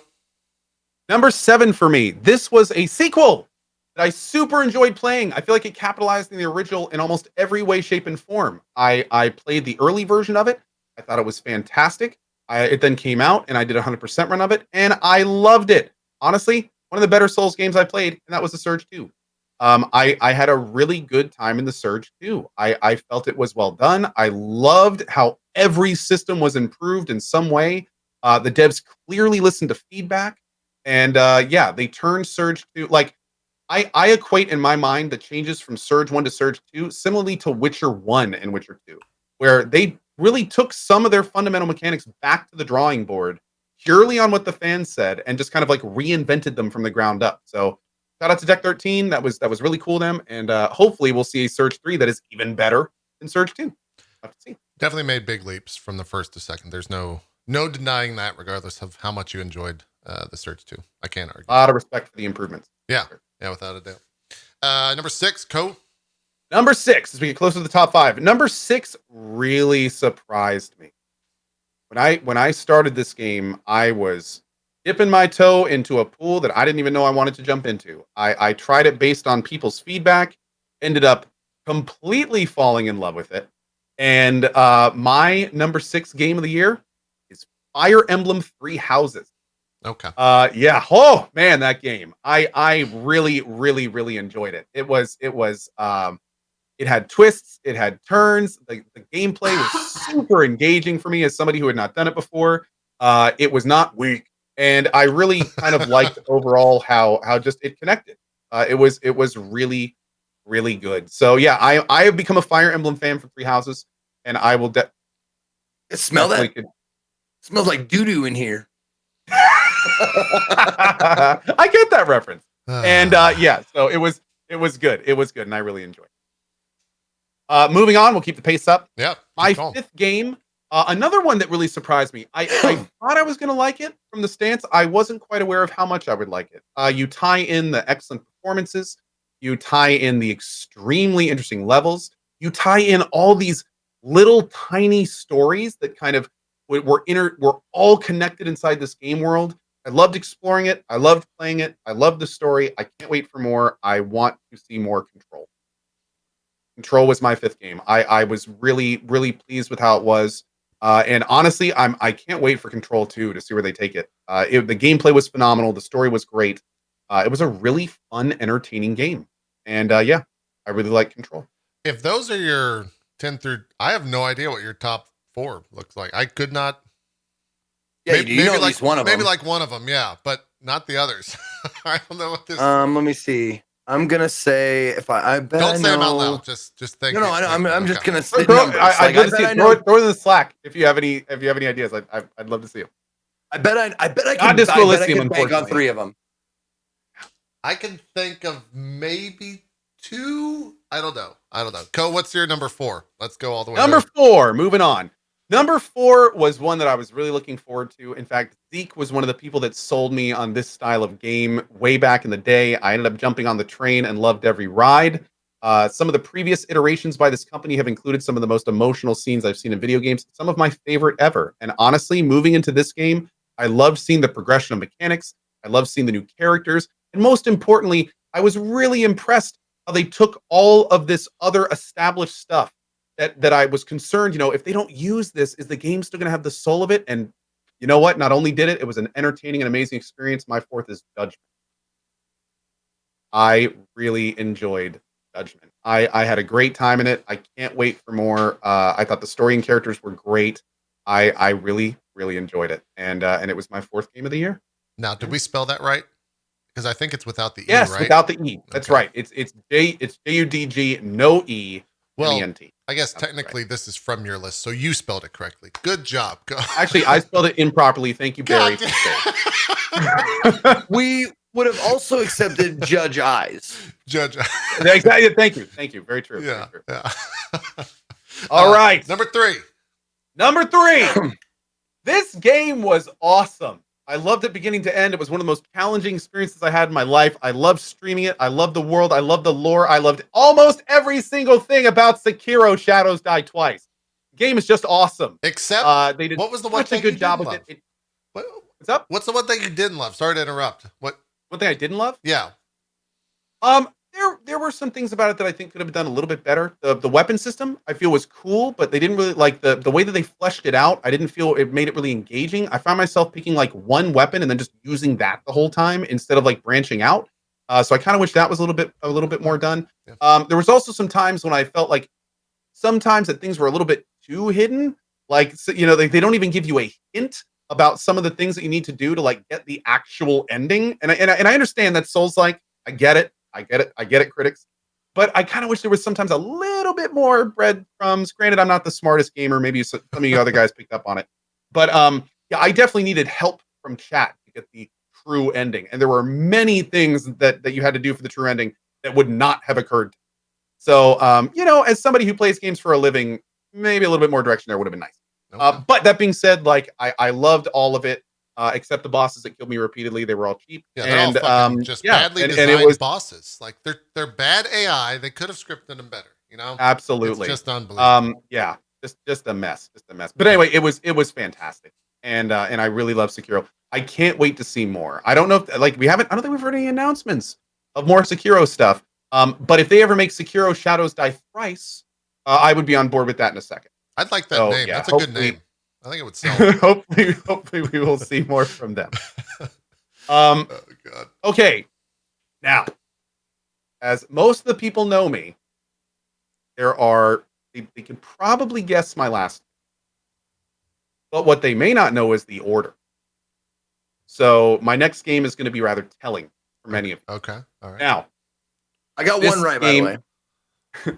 The game that got my number 2 game of the year specifically because this is a game. It is a game that I love. It is a style of game that I love. I've always loved this style of game since Deus Ex 1, and I did everything there was to do in it. I really, really enjoyed it. I felt like there were things that the company that made it had done in the past that they really worked on fixing and making better in this one, and I really picked up on that. And my second game of the year was Borderlands. The Outer World. Okay. The Outer World. All right. Yeah. Sorry, Randy. But yeah. So my Outer Worlds was my second game of the year. I think overall the game, like there was not a huge amount in the game that I could say was like the best of 2019. But I really enjoyed how everything kind of came together. Most importantly, this was a game that was really big in scope, released almost bug-free. Like everything worked. Like it was, I never at any point felt like I was playing an incomplete product, which is honestly for this style of game almost the norm. I thought Obsidian did a great job with it, and frankly, I really felt that Outer Worlds lifted the mantle from Bethesda on how these games are done. I feel like Outer Worlds was, looking back, will be the first time that people were like, well, Bethesda who? You know, like that was like the 90s. Like that was when they were here, and then it was Obsidian. So more importantly, just as kind of like a nod to them, like it did good, Obsidian. Like I think I speak for a lot of people when I say we're really looking forward to seeing what else you come up with. As long as it's not like a multiplayer Honey I Shrunk the Kids game. Oh wait. That actually might. No, I'm kidding. But yeah, as they do like this RPG stuff, I'm really looking forward to see what else they come up with. I can't wait to see them dive in, and I have nothing but high hopes when they really kind of dig into these deep RPGs to see what they are and see where they. You just broke my brain, Cohh. You made a joke. Don't forget, don't do the number one game. Oh yeah, we're not going to. You broke my brain because you made a joke like, oh yeah, what if they do a Honey they. Oh fuck, that's a game. Like that's a thing that actually exists. You know what's kind of funny? When we watched that preview, I was somebody actually linked me the clip. They clipped it to me and they were like, did you see your face during that preview? Oh, and I actually went back, and one of the few times I actually watched myself because I hate doing that normally. But I watched it, and you can see in my face just this scene of like, what in the am I watching right now? Yeah. Like, what is going on? It's weird. And right after that, I actually tweet out like, even though this is not a game I'm playing and is not for me, I wish Obsidian the best in their adventures with this thing they're doing with Microsoft. And Obsidian was like this, retweet this. So it's I kind of made me wonder. Like I thinking there's some people at Obsidian that are kind of like, yeah, we kind of prefer our normal dive too, but we got bots, so we got to work with them a little bit. But yeah, so that's kind of where we are with that. And that being said, I do, and I'm honest when I say this. I fully understand why Obsidian's making it. I do wish them the best. It's like their little new Microsoft, live title they can throw on for free with the Game Pass. Like that's cool, understandable. We knew stuff like this was coming. Yeah. So yeah, it would, more power to him, and I hope it all works out. What's the I can't wait to see like I hate to say this, use this term. Can't wait to see their real game. I can't wait to see like what they're really gonna come up with later. Yeah. We'll see how that is. Yeah, we will. We will indeed. All right, Zeke, roll that D2. My top game is Death Stranding. Oh, shit. Sorry. All right, 1D2 coming out, and it is 2, so I'll go next. Yeah, we didn't talk about order. Go ahead. We did now. Go. Okay. Now, here's the scary part. The button that reveals Cohh's number one game is about a millimeter on the Stream Deck next to Zeke's. Am I behind or in front of the overlay? Maybe I could. You're in front of it, but the overlay's cut off and your camera's cut off to where they won't intersect with one another. No. So what you're doing will not work. Oh. So it's just on me. These next 20 button presses are going to be very nerve-wracking. But Zeke, let's not make it too nerve-wracking, please. Your number 10 game of the year. Number 10 game of the year. You know how I love my indie games and stuff like that. And every once in a while, one of them kind of comes out of nowhere. And I've played this game several times on cast, like just at different times. Like if I have an hour or two to go, and I'm like, you know what? Let's pick that back up again, and let's play a little bit more, huh? Shall we? And my number 10 game, I love killing chat. Has good Twitch integration. Is Reventure. Oh. Yeah. Oh. Reventure. It's a little indie game about finding ways to kill the protagonist. The sense of humor is spot on. It's hilarious. Like every time you die, they give you a little story how you died. There's 100 different ways to die in the game, and you have to find them all. So dying is like the object of the game. I remember that game now. Okay. Yeah, and like it's really pixel graphic. It's really simply made. The music is like chippy and fun. But like the Twitch integration and the sense of humor keeps me coming back to it because every time you die, you pick a new hero, and it's a random pick from chat. Like chat just types !join, mm-hmm. and then they're thrown in the big pool, and then you just press the button and it picks one at random. And then you kill them, or if you kill them in a new way, you get a little story like you decided to hug the Dark Lord. Well, what happened was you fell in love and you moved away and you had children, half Dark Lord, half you, or half adventurer children, and you lived happily ever after until the Dark Lord ate you, or something like that. Like the sense of humor is fucking great, and it's a fun game just to go back to every once in a while, and I love it. Awesome. Good reason. Okay. Number 9. My number 9 game. Cohh. Twinsies. Oh. Star Wars Jedi Fallen Order. Nice. Was a number 9 game. It definitely could have been higher. There's a couple things that could have bumped it up on the list. One, it was really safe. It was really safe. It was just like it took no chances with the story, and it was just like, just a basic storyline, and like it didn't feel like it had a lot of gravitas or weight to it or anything like that.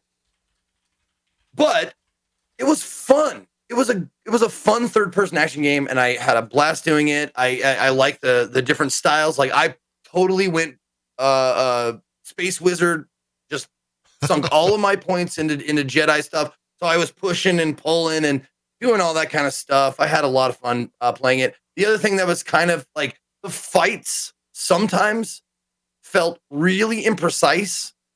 Like the blocking and the parrying and that kind of stuff felt like weird. Like it was like it didn't like match up. But then other fights, it felt like exact. Like there was one fight where I was just like, oh man, this feels good. I died, but I know why, and I can do it. And then once I beat the fight, I was like, that was a great fight. And then there's other fights where you're just like, I swear to fucking God, I blocked there.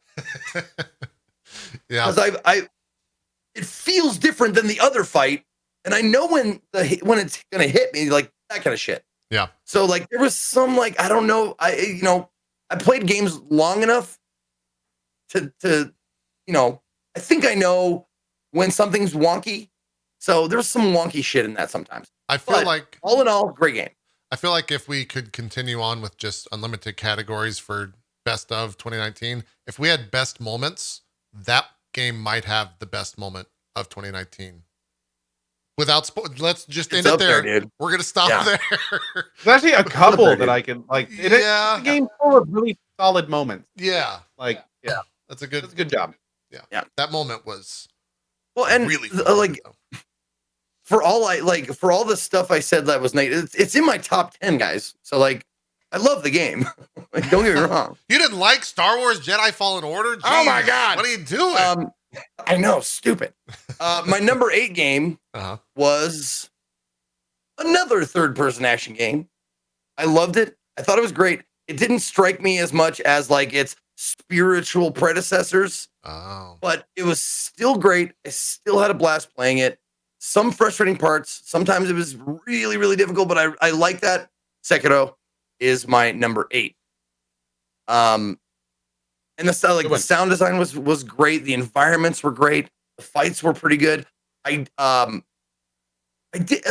that like I liked the pairing system, but I did think like it got a little like repetitive, where you're just like every fight you're parrying stuff, which I get. It's a sword fight game. I get it. Okay, like. It's on my top 10. Put I'm not your shitting on it. katanas down, chat. All right. Yeah, exactly. Jesus. Wow, you didn't like Sekiro, but yeah, like it was a fantastic game. All the way through. Frustrating, difficult, but so satisfying when you get it. When you feel like, oh shit, I got this shit. It's one of those games where like, fuck, I know how to do this boss next. And you're excited to go back to the fight. My number 7 game was in the running for best narrative / story. And it's one of those games that you like, if you're streaming it, you talk chat, you're like, what do you think this means? What do you think? What's going on? Like that kind of shit. I love those moments. I love games like that where you can kind of like puzzle it out with chat and wonder what's going on. Everybody has their different theories, and then shit just clicks. Number 7, observation. Oh. Hey, good one. Good one. It like the way the game plays, the way it was laid out, the mystery, there was suspense. There were puzzling moments where you're like, God, I fucking seen that shit before. What does that mean? And then you clicks, you're like, oh shit, I saw it in the menu. And you go back to the menu, you're like, where's that? There it is. Oh, that means. And it was just, it's an amazing experience all the way through. It's one of those, you play it, it's an experience game, in my opinion. I had just a blast with it. Number 6, I was convinced to play this game. It was on my Indie Sunday list. I want to say twice and didn't get selected by the chat. And then enough people were like, you got to play this. You got to play this. You're going to love it. You got to play it. Little Misfortune, number 6. Wow, I thought that'd be higher for you. Yeah. Yeah. Same here. The reason why there's a couple of reasons why it's not higher, and none of them are like super negative. One, it's like the length of the game. It's not super long. It's a handful of hours, so there's not a lot of like content there. I would, in order for it to be more like towards number 1, more content, a game that has some meat to it. This game was like a movie, and it was awesome. I had a blast. I laughed. I'm not like I hate to say this like cliche statement, but I laughed. I cried. I loved it, and it was like I said, my favorite character of the year, my favorite performance of the year. Yikes Forever is going to stick with me for years to come. And when she says, "I'm a little ninja lady," and she tells her butt crack to be quiet because she's farting, and she's trying to sneak around, it's like you melt and you laugh, and it's so good. The fuck? Number 5. Okay. Number 5. As a rule, I'm not a huge like remake person, but this one, like, it really knocked it out of the park, and like the mod just like enhanced it times 10. RE2 remake. Yeah. So goddamn well done. Is that the best So well mod done. of video games? My Sort of. Yeah. Hey, Yeah, Yeah. not gonna wait for you to get it yourself. X gonna deliver to you. There you go. That's true. That's true. dude, I had an 11, 12, and 13 on the list just in case. 11 was RE2. 11. Yeah. Yeah. It's really good. But not only that, like I had a lot of fun playing it. The difficulty was, it was pretty difficult. I played through it, both like A storylines, right? That's what? I'm saying that correctly, right? Like the two characters, you have their A B storylines or whatever. C or whatever. Yeah. Yeah, I played through it the first time without the beach bod Mr. X and the DMX mod. So I played through it the first time just like straight normally. And then I played through it with the mod, and it made it so much fun, hilarious. Like I think it was my top like watch clip of the year when X like just busts in out of nowhere. It was great, and it was frustrating at times, but like it I was sold. I was in. I had never I hadn't played a Resident Evil like one of the original like 4 since like way back in the day. So it was like all fresh and new to me. So it was just what really what a remake should be, in my opinion. Take all the stuff that was great and make better shit on top of it. My number 4 game. Do it. And I looked this up because I was like, man, I've only been playing this for a couple of years, but it did release. And I'm just gonna make sure that it released. Doesn't matter. Personal list doesn't matter. Right. Doesn't matter. Doesn't matter? Yeah. Okay. If you played it in Yeah, 2019, May 21st. you can be on the list. My number 4 game, it's close to being my favorite VR game of all time. Like, there's Resident Evil 7, which was a fucking hell of an experience, and I loved every second of it. But this one is completely different. But the replayability, the feel you get, the badassedness you feel when you fucking nail it, Beat Saber. Beat Saber is such like probably my favorite rhythm game that I've ever played. And you get to swing lightsabers and cut shit up to like banging beats. And with the Steam mod that you can like put almost like hundreds of songs. Yeah. I mean, possibly the best VR game if I had to pick, like between that and Resident Evil. Barry, we need to alter my list. He's he's saying good things. He's making a lot of sense, Barry. That's a good game. Beat Saber's pretty good. Now, anybody who watches my stream, you saw my reaction when I was playing number 3, and you know this had to be somewhere on the list. And you probably were like, I wonder if it's going to be his number 1. But it's not my number 1. It's my number 3. Give it up for Devil May Cry 5. Devil May Cry 5 was so much fun. It was cheesy. It was over the top. It was extra as fuck. But the music, the characters, like it was such an unapologetic, like fantasy action game, nonstop, loud noises, loud music, memorable characters, archetypes that you're just like, oh, you look at that guy, you're like, he's gonna be the brooding fucking Edgar Allan Poe loving motherfucker. And you're like, he's first thing out of his mouth is like he's reading a poem out of a book. You're like, I fucking knew it. I knew it. And you're not disappointed. You're not disappointed at all. Because they just don't care. They don't try to make it anything else, anything other than it is. And I loved it, had a blast. And I like number one thing in a game, it has to be entertaining, and this was nonstop entertainment. Yep. I'm surprised it took this long for Devil May, like, because you'd never played a Devil May Cry before this year, right? No, I'd never played a single game because I was like, I don't know if I'm gonna like it. I didn't know it had. I thought it was just like an action game. When I think of when I think of a game that personifies Zeke, I really just immediately go to a Devil May Cry. Like, I feel like that's got everything that you want, at least that I know about you when it comes to games. Just like I would name a CRPG or something for Cohh, like an old guy game. That's a shoe-in for Cohh to like, without a doubt. Well, there are other action games that I thought I can't think of a game title right now, but there are other action games that I thought it was going to be similar to. When it's more to the style of getting an S rank is the only like goal of the game. It's like getting an S rank in everything. I had no idea this thing had like the attitude it did, the characters did. I had no idea. When I got finished with Devil May Cry 1, I was like, how did I miss this? Yeah, you really fucked up with that. I played 1 through 5 this year. I did not play the DMC remake.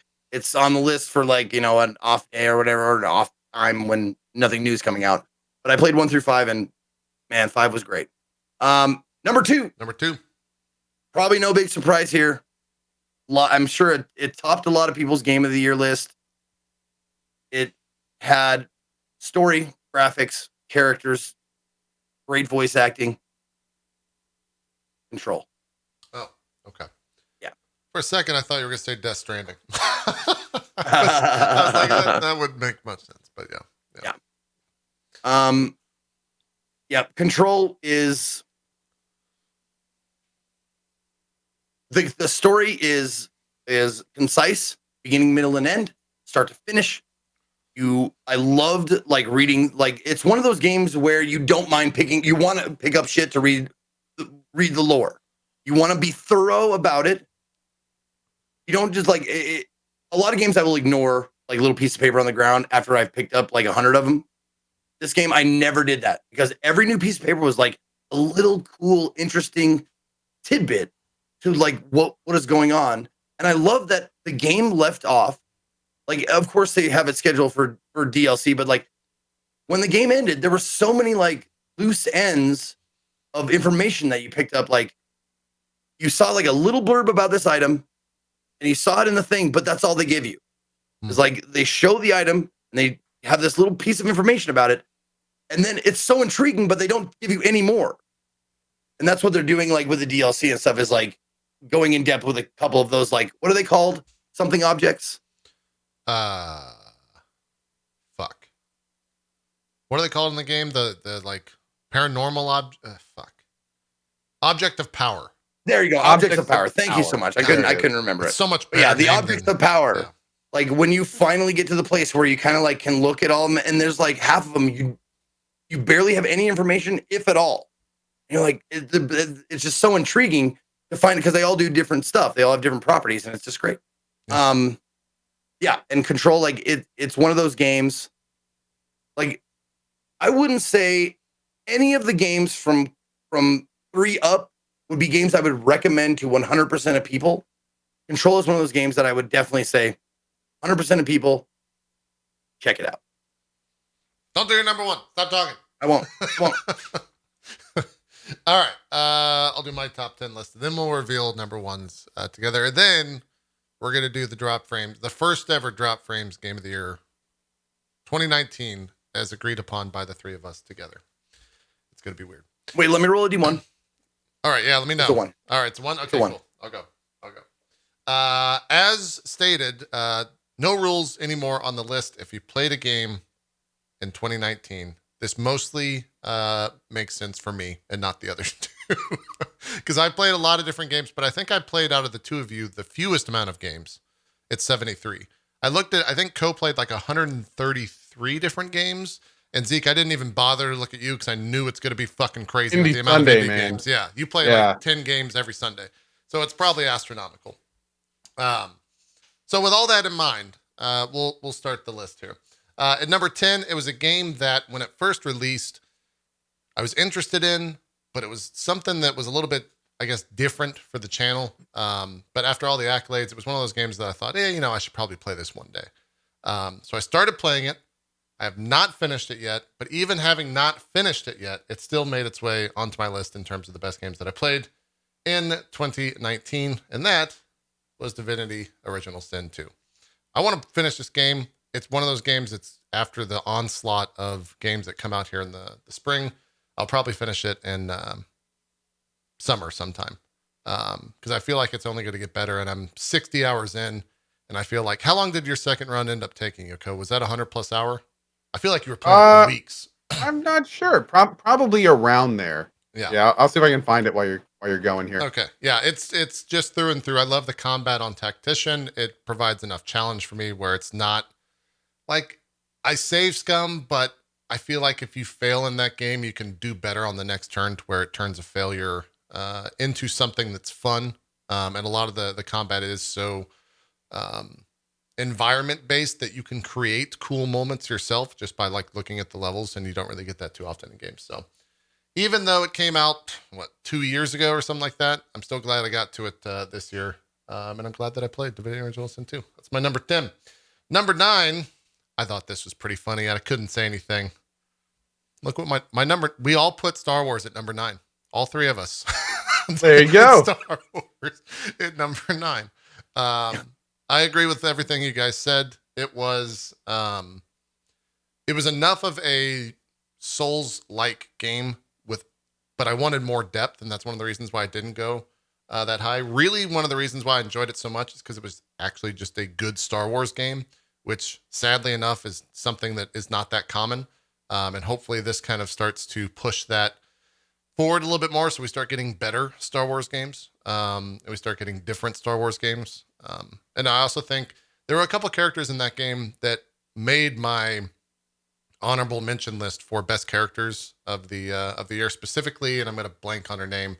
The Night Sister, the like head Night Sister. I think she was one of the most interesting characters of the year for sure. I just can't remember her name. Marin. There you go. Thank you for that, chap. So yeah, I agree with what you guys said. That's my number 9. Number 8 for me was a game that I also didn't play until a long time. In fact, I swore that I would never play it with some bullshit excuse. So with that said, it should be a pretty big tell. Nier Automata was a game that I'm glad that I finally got around to playing. It's one of those games that it's hard to talk about though, because it is so, I guess, story driven and so like spoiler driven and so just fucking weird and great at the same time. But I like the game so much that at the end of January, I'm going to a symphony of the Nier soundtrack in Chicago. So I'm actually going to be traveling for that. And I think that speaks volumes to a game when it can do something, when it can make a streamer travel. I think that says a lot about a video game. So that's why it's my number 8. Number 7 for me, I was interested in seeing where this would fall on everyone else's list. Only because I feel like when this game came out in our kind of like streamer social circle, it took over Twitch. It was the game that everyone was playing, and it was the game that everyone was watching as well and playing along at the same time. And then I had to go to London, and it was right at the middle of the game, and I haven't gotten back to it. And it's probably the game at the top of the list that I want to try and finish, which is really upsetting to me because the middle is kind of where that game I think kicks off. It's Fire Emblem Three Houses. I need to go back to that game. And I want to go back to that game, but that game is fucking long. I actually just realized now talking about it, I have still I'm selling one of those things that you can send to other players, and I haven't gotten back to check to see how much money it's You're gonna have made. billions, Yeah. billions and billions of whatever it is. I wonder how much money that's actually made. I should maybe go look in on that. But yeah, it's the first Fire Emblem game that has kind of captured my interest, and I think that it like if I didn't go to London, I would have finished that game 100%. But it was like 12+ hour streams. It was super fun to go see how other players and other streamers did their battles that I had already done. So when I stopped streaming the game, I'd go tune into a stream that was either just starting it or a little bit further behind me and see how they did the fight. And it was just a lot of fun. And everyone kind of had their favorite little fighters that they would follow along. We kind of referenced that earlier with the worst character in the game that I'm glad didn't make it onto my squadron. But you know, everyone plays their favorites. So, you know, it is what it is. It is what it is. Number 6 for me was a game that I had kind of written off for a long time. And I'd always been like kind of interested in it. I had spent a decent amount of time playing it, but it never really quite like grabbed me until this year. And I think I ended up putting like 300 or 400 hours into it. And I'm glad that I did. And I'm super excited. It's now hooked me, just like some other games, where every update I will go back and see what's going on. And definitely every raid, I will see what's going on. That's Destiny 2. I feel like Shadowkeep really knocked it out of the park and has set kind of Destiny 2 on the right path. And I think Bungie leaving Activision was the correct decision. And I'm curious to see where it goes more. I watched a fucking 4-hour lore video about a game. And I don't like story or lore that much. But after I would stream Destiny 2, I'd go watch a stupid video about the lore. So I had an absolute blast with it. I can't wait to see where they go with it. And the raid alone, it will be one of those things where I constantly tell Cohh and Zeke, hey, there's Destiny thing coming out and there's a raid. If you guys want to play, we can get something going. It's, you know, we got to go strip it in place and all that. We got Strippin and Shorty, and we could have a raid squad. You know, it'd be a lot of fun. So yeah, that was my number 6. Number 5 for me, was it on? It was only on Zeke's list, and funny enough, it was in the same spot. Resident Evil 2. I don't like scary games. In fact, I kind of abhor them. I do not play them. I do not like being scared. I hate jump scares. But Resident Evil 2 was a game that when I was a little kid, I watched my brother play while I was eating this is very specific, but this is the memory I have. I was eating apple strudel bites from HEB on a couch as he ran around in the mansion. And I sat there cowering kind of under a cover. And so to go back and actually play it again on my own was a lot of nostalgia. And I think they just did a bang up job. And it actually has me more excited now for Resident Evil 3 and their remake. Because Mr. X is a bitch and Nemesis is the true motherfucker of the Resident Evil world. I am legit concerned about that guy. He is a motherfucker. You don't understand. He is scary. Okay? Walls do nothing to him. He will break through them. I'm wondering what song is going to accompany him, because DMX is going to be hard to beat. X going to give it to you hard to beat. I don't know. I don't know.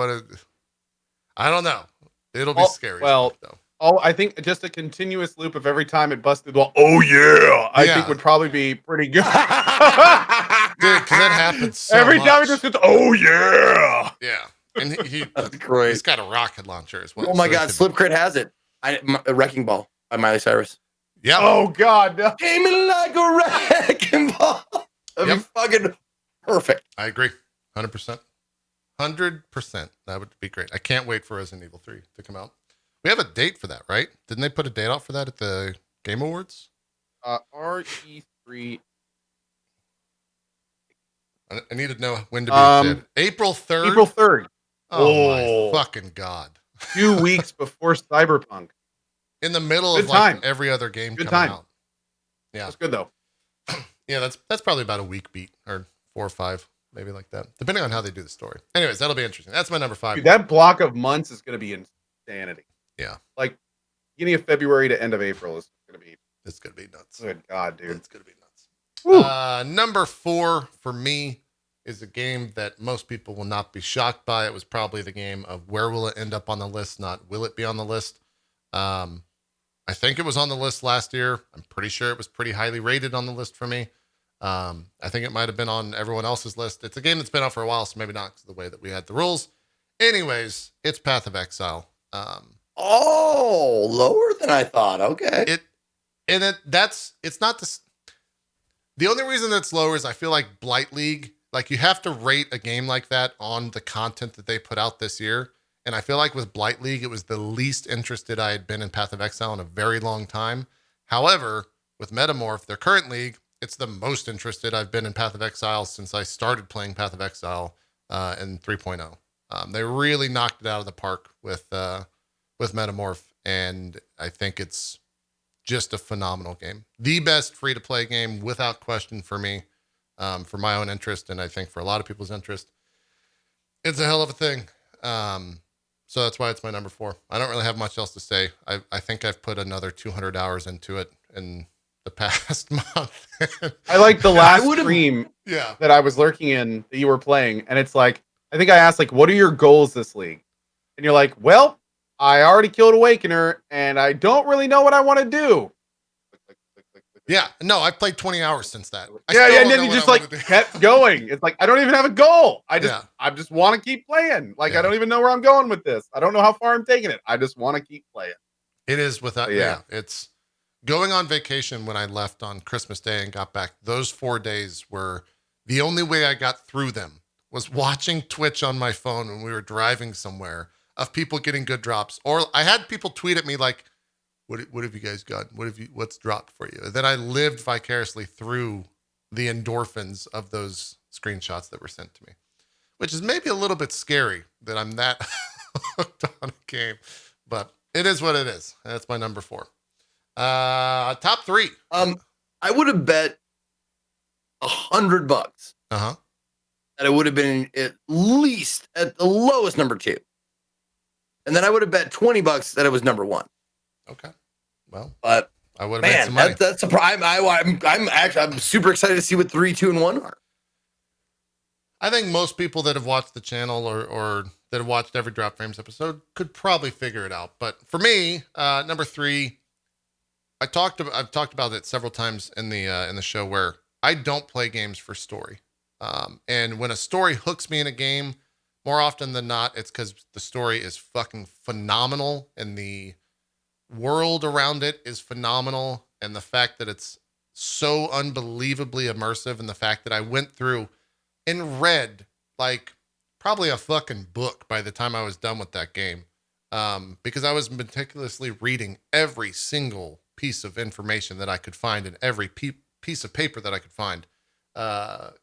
It's why Control is number 3 on my list, because that world that they created is just so unbelievably cool. And I could not, there's so many moments in that game, apart from like the big moment, which everyone talks about, which honestly wasn't that big for me. I was much more interested in like the conversations with Dylan or any of the objects of power, which I thought were so unbelievably well done and just cool. Like walking around and like seeing a toy duck and being a little bit afraid of a toy duck.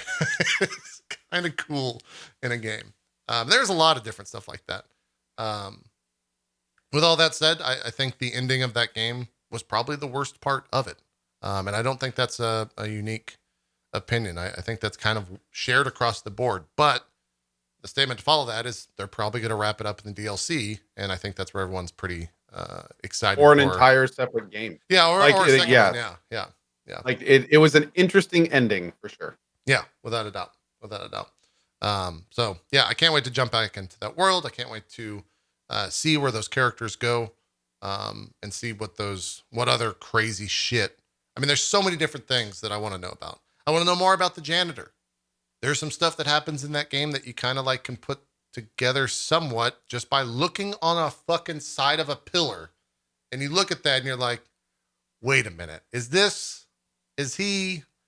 What's going on here? And I want to see more of that. I think the game. I had something else like planned to play. Yeah. And then on the Drop Frames, you're like, Control with RTX, man. It's like you were gushing Oh yeah, about I it. didn't And I even was talk like, about that. Yeah. all right, I bumped like whatever was coming next. Is like, I better play this immediately. And I'm fucking glad I did. Yeah. Hell of a game. I definitely think if you have not played Control, it's probably on sale somewhere. You can probably grab it, and it's definitely worth playing. And if you can, and you do have a card that supports it, the PC and the RTX version of that game is far and away the best version of it. However, the Xbox and PS4 versions, the console versions, are not bad by any measure. It's still worth playing, regardless of what platform you can play it on. Number 2 for me, we could have done top 3 because I feel like I think everyone kind of knows what everyone's top 1 is now, and they will definitely know what it is when I reveal this. For me, number 2 was a game that I expected to be higher on everyone's list, and shame on you guys for not putting it higher. Sekiro was a fucking badass game, and maybe it's because I've had almost every Dark Souls at 1 in previous Game of the Years. But I will always remember fighting the last boss in that game and being so upset and so just frustrated that I turned my camera off. I turned my mic off. I turned the lights off in my room. I put my mic away, and I just sat there and played for about 5 hours until he finally died. And then I cried. I was in your stream when you beat him. Yeah. And you basically just turned your mic on, and it wasn't even like this outpouring of emotion. It wasn't, you were just like, well, dead.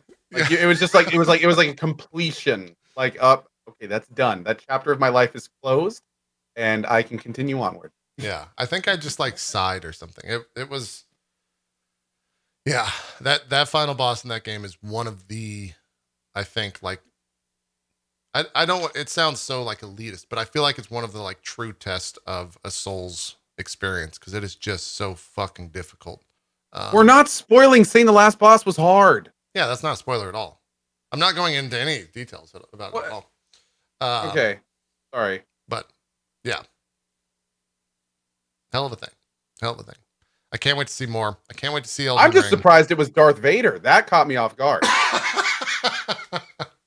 Yeah, I can't believe he was like, how did they get the license for I guess it's that I Sony know. connection. It's baffling. I guess it's a think Sony that connection. Disney would combine with FromSoft. I mean, damn. It's weird. But Disney is buying everything. I mean, they bought Fox, so why not buy True. from software, right? That's the logical step. I don't know. For me, it was kind of jarring. Yeah. See, Sith Lord there. Kind of ruined the immersion of it. Yeah, it kind of broke. My willful suspension of disbelief could not handle that. Yeah. All right. Every time you tried to parry him, he just cut right through your fucking sword. And just slice you in half. It was unfair. Yeah, it was it's so terrible. crazy. Okay. I know JP's. I know mine. Okay. Zeke's is the one I actually don't, and maybe it's because I don't even have a guess what Zeke's is. I put in chat a straw poll to see who should reveal their number 1 first. Oh, I think I'm going to hit the button all 3 at the same time. Then we'll just go down. That's what. Yeah. Oh, I see. Okay. What's that? What's up, Cohh? I might have just gotten. Oh, what Zeke's is? Maybe. Okay. Let's do this. I think I have an idea of what Cohh's is. God, do I not agree with it if it's the case. Now, and Zeke's, I have an idea of what your number 1 is, JP, but like, you won't agree with it. No one will. 100%. But people weren't like, He's gonna be like, people were denying it. people were denying like it's not Final Fantasy 14. It's not blah blah blah. It's got to be getting over it again for 2 years. Is chat saying it, or did JP actually say that it wasn't that? Like when you're on a stream sometime. Yeah, I have not said. I don't know if I've said what my game is. I think we've all been pretty tight-lipped about this. Yeah. Yeah, my guess for Cohh. Are we gonna do guesses and then we'll I know my I know my guess. Let's do the reveal and then we'll talk about it. Okay. All right. Let's go. Let's the stop time. stream deck. It might break. I'm hitting 3 buttons on the stream deck at the same time. I don't know what's gonna happen. Here we go. The big reveal. Our number 1 games of the year for our personal list are 3 buttons.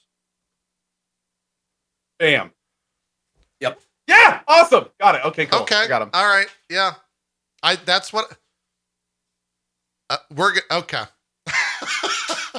The next hour of discussion is going to Pretty be standard. good. Yeah, pretty Yep. standard. Pretty standard. Pretty predictable. Probably Yeah. could guess that. Yeah, You yeah, probably for sure. could. Yeah, I think that this is like a pretty good encapsulation of. Was this what you thought mine was going to be, JP? Yeah, I did not Yeah. like that game, but cool. a lot of it was performance issues, which I think have gotten better, obviously, because they've patched it. But yeah, it was mostly performance issues. Why I didn't get very far in that game. But I was 90% Metro Exodus, but you mentioned Days Gone a couple times in your favorite that's true. category, and I was like, You know what? 10% of me was some- like Days Gone.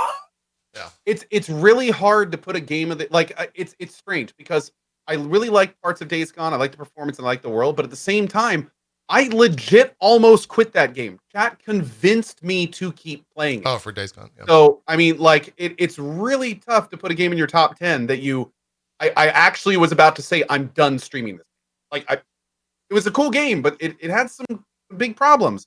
I feel like the entire introduction to Days Gone was done poorly. I feel like it didn't suck players in. You didn't know what the main story was. It didn't have the hook. And honestly, that kept it off my top 10. Yeah. Yep. Yeah. I feel like we don't even need to explain these because we've all sung its praises for each of these respective games for sure. Yeah. Yep. So, yeah, those are our personal list, and now it's time for 50 Well, minutes. let's just go. Intense discussion. Let's just say one sentence about why this is, and cut it off. One sentence why this is our game of the year. Okay, your idea. You start. Okay. Outer Wilds was my game of the year.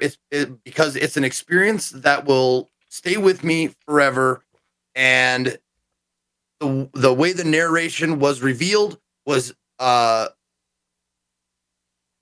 unique, but it was very special. And I was 100% immersed from start to finish.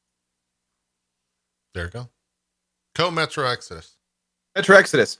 You know, it's not often that a game company can take what used to be a linear story game and turn it into a semi-open world adventure. And not only did the Metro devs do that, but they did it in a way that enhanced the game in almost every way. The new weapon customization system was amazing. They gave meaning to going and exploring every location. The characters were memorable and interesting. The main story was engaging and awesome. The ending brought a tear to my eye. I mean, it for me, in terms of the type of game I like to play, Metro Exodus was the total package. It did have a few technical issues at the beginning that I then worked through later, so it became really good. And yeah, I would keep going, but that's a long run on sentence. So yeah, I knew you'd immediately break the rule. Yeah, that's You did. how it goes. I'll be short. That's it. That's all I need. Great. Perfect. That's all I get. Yeah. Well That's all I said. get. It was the only game out there that had enough law, but balanced with heat. It did.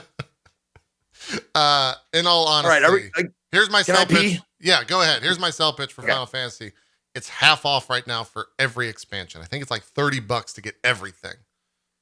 If you need a game to play, go check it out. It's a hell of a thing. It's a hell of a thing. And it will take a lot of time, 100 plus hours. And as soon as you get past the Realm Reborn, it gets better. They're also patching that, which is when I can actually promote that and not feel too guilty for having to make you play through 1 through 50. Because once you hit the expansions, they're good to go. They're good to go. I would say let's take a break, but I want to try to give this as much time as possible. We got 50 minutes, so this Yeah. might be a little tough. Yes, maybe. I don't know. Let me bring up here's how we're going to do this. We're going to rattle off game names here that should be on this list, and then we'll start ranking them. There's no graphics here. I'm literally just going to type this. I think Control will be on that list. Are you in agreement, Cohh? Because Zeke's not Yes, here. for sure. I would agree. Okay. Yeah. Control should be on that list. Sekiro will probably Star be on Wars that 2. list. Star Wars. I think we all had Star Wars on our list. I think Yeah. that should be on there. Stars Wars. Star Wars. Stars Wars. Star Wars Jedi : The Fallen Order. Star Wars. Yeah. Colon. I remember the colon's after Jedi. It's kind of weird. So, which indicates it may be a franchise, which is awesome. Oh. Like all about that. That's cool. Yeah. Star Wars Jedi : Fallen Order. I forgot.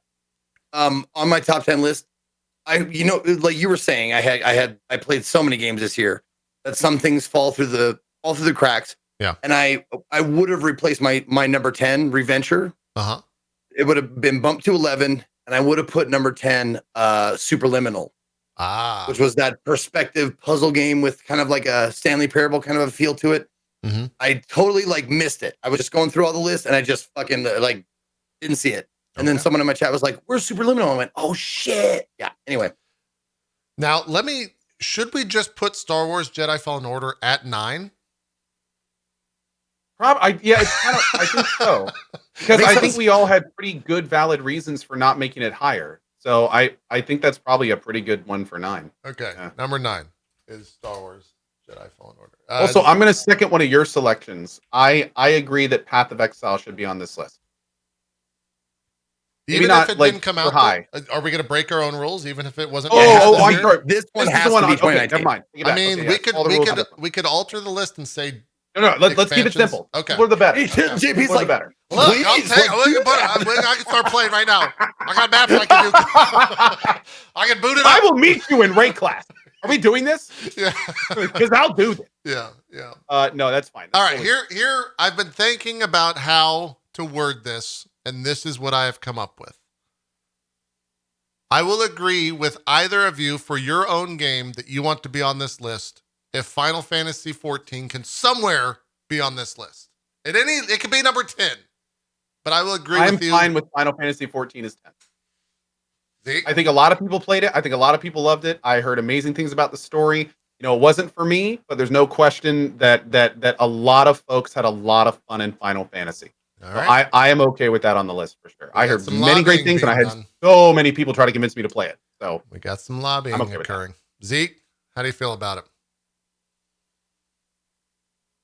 I don't think so. I think there's other categories for that stuff. For the games that are like ongoing but have new like extensions or expansions or whatever. I don't know. I think it should be new games. Okay. You've made an enemy. I'm just saying. What else goes on this list? Path of Exile Metamorph League. Now, technically, that did come out this year.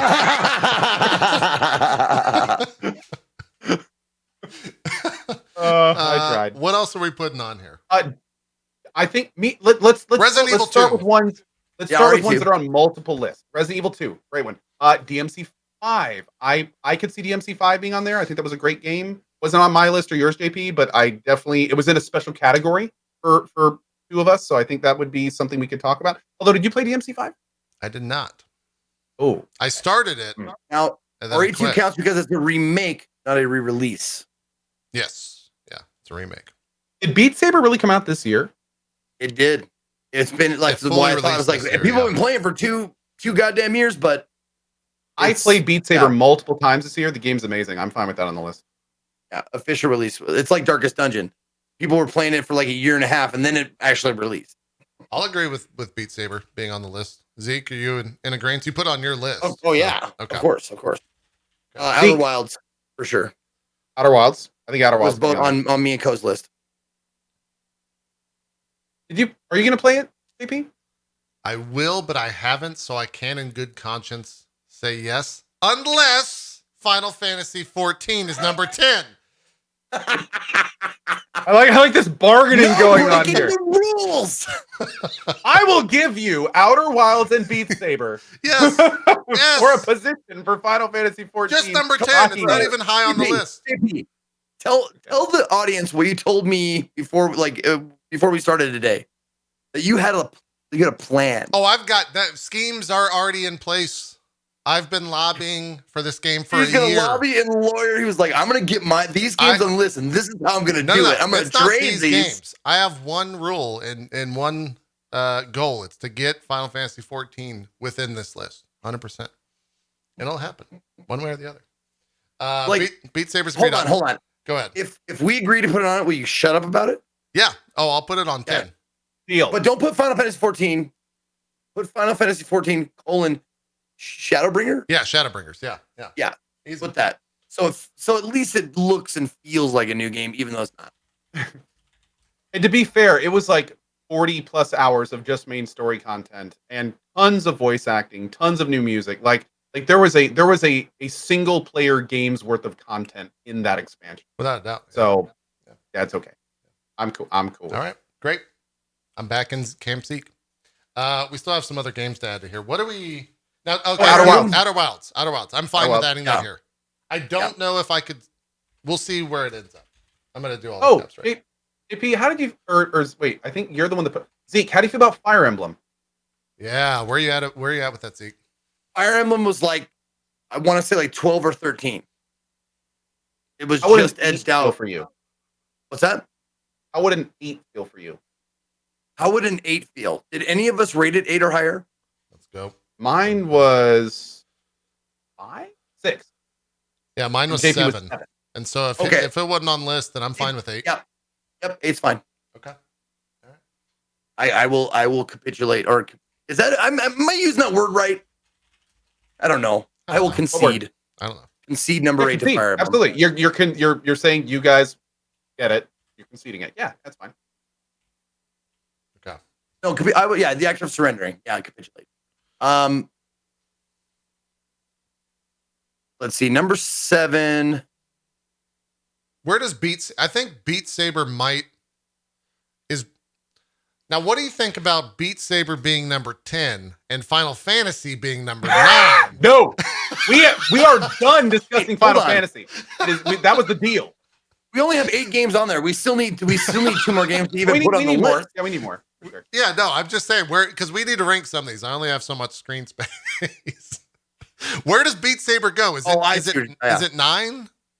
Like, it's not that high, right? What we need to do is the ones that have the most consensus needs to be closest to the top. So, for instance, I think we all really love Sekiro. So I think Sekiro is definitely going to be near the top. Yeah. Wait a minute. You mean like a point system? Like I suggested? No. Like we're not using point systems. Point systems are fucking boring. It's way too complicated. They're fucking boring.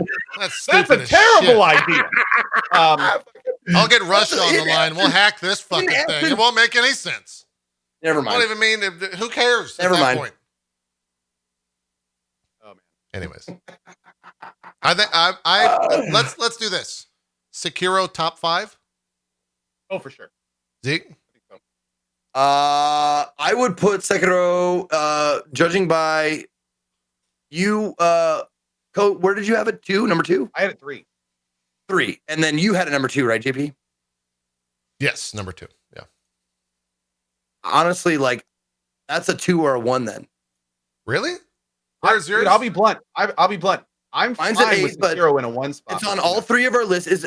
Control and Sekiro are the only 2 games that are on all 3 of our lists, right? I think those might be one and not only that. Yeah. Not only that, Sekiro is extremely well made. We all enjoy playing it. It falls inside of all of our comfort zones. We all had a good time streaming it. Like, Sekiro is a good one. Like, honestly, I could see that being a 1. I would argue Control would be 1 and Sekiro would be 2. I'm fine with that too. Because Control did more new things. Sekiro did awesome things, but things we've seen, like mechanics and like environments and shit that we've seen before. Control had more innovation, in my opinion. That's a very good point. I can see Control as 1 too. I think I'm okay with that. Okay. You can do Control 1, Sekiro 2. I think that makes sense. Because, we talked about Sekiro having issues in the sense of it not being very deep, like one weapon and, the Dark Souls RPG stuff that you expect. Granted, it's not a Dark Souls game. That's just how I'm referring to it. Weren't there, and I think that has a lot of issues for people. So I think I could see that being number 2 with Control 1.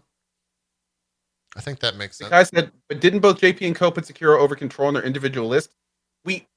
No matter where these games are on our list, this portion is designed for consensus. So this is like the whole thing. So the lists are important, but it doesn't directly translate. Like Control was a really, really good game. And especially if the person that like didn't have those 2 games kind of higher up has like good points to why it should be higher. Like where did you put Control, Cohh? My Control was 5. And mine was 3. And Zeke's was 2. Sekiro then was again, 8. like, 3 of my top 5, you guys didn't even put in your top 10. So, this is kind of stuff that we just, this is a consensus list, not necessarily personal list. So, That's true. It's cool. Yep. Okay. And if We'll we're do going this. We'll do this. by my personal favorite point system, Control has 21 points and Sekiro has 18. We're gonna leave it 1 and 2 right now. We'll make the decision. We're gonna finish this list, and it's gonna be like perfect to Zeke's point system, like to the point. That would be pretty funny. What about Outer Wilds? I didn't play it. Both of you guys did. Top 5, just outside at 6. Where does Beat Saber? Is Beat Saber 7? I could see Beat Saber as anywhere between like 7 and I think honestly we bump them up, bump the 9 and 8 up, and 10. make Beat Saber 9. Okay, make that works too. Beat Saber 10 and yeah. Oh, okay.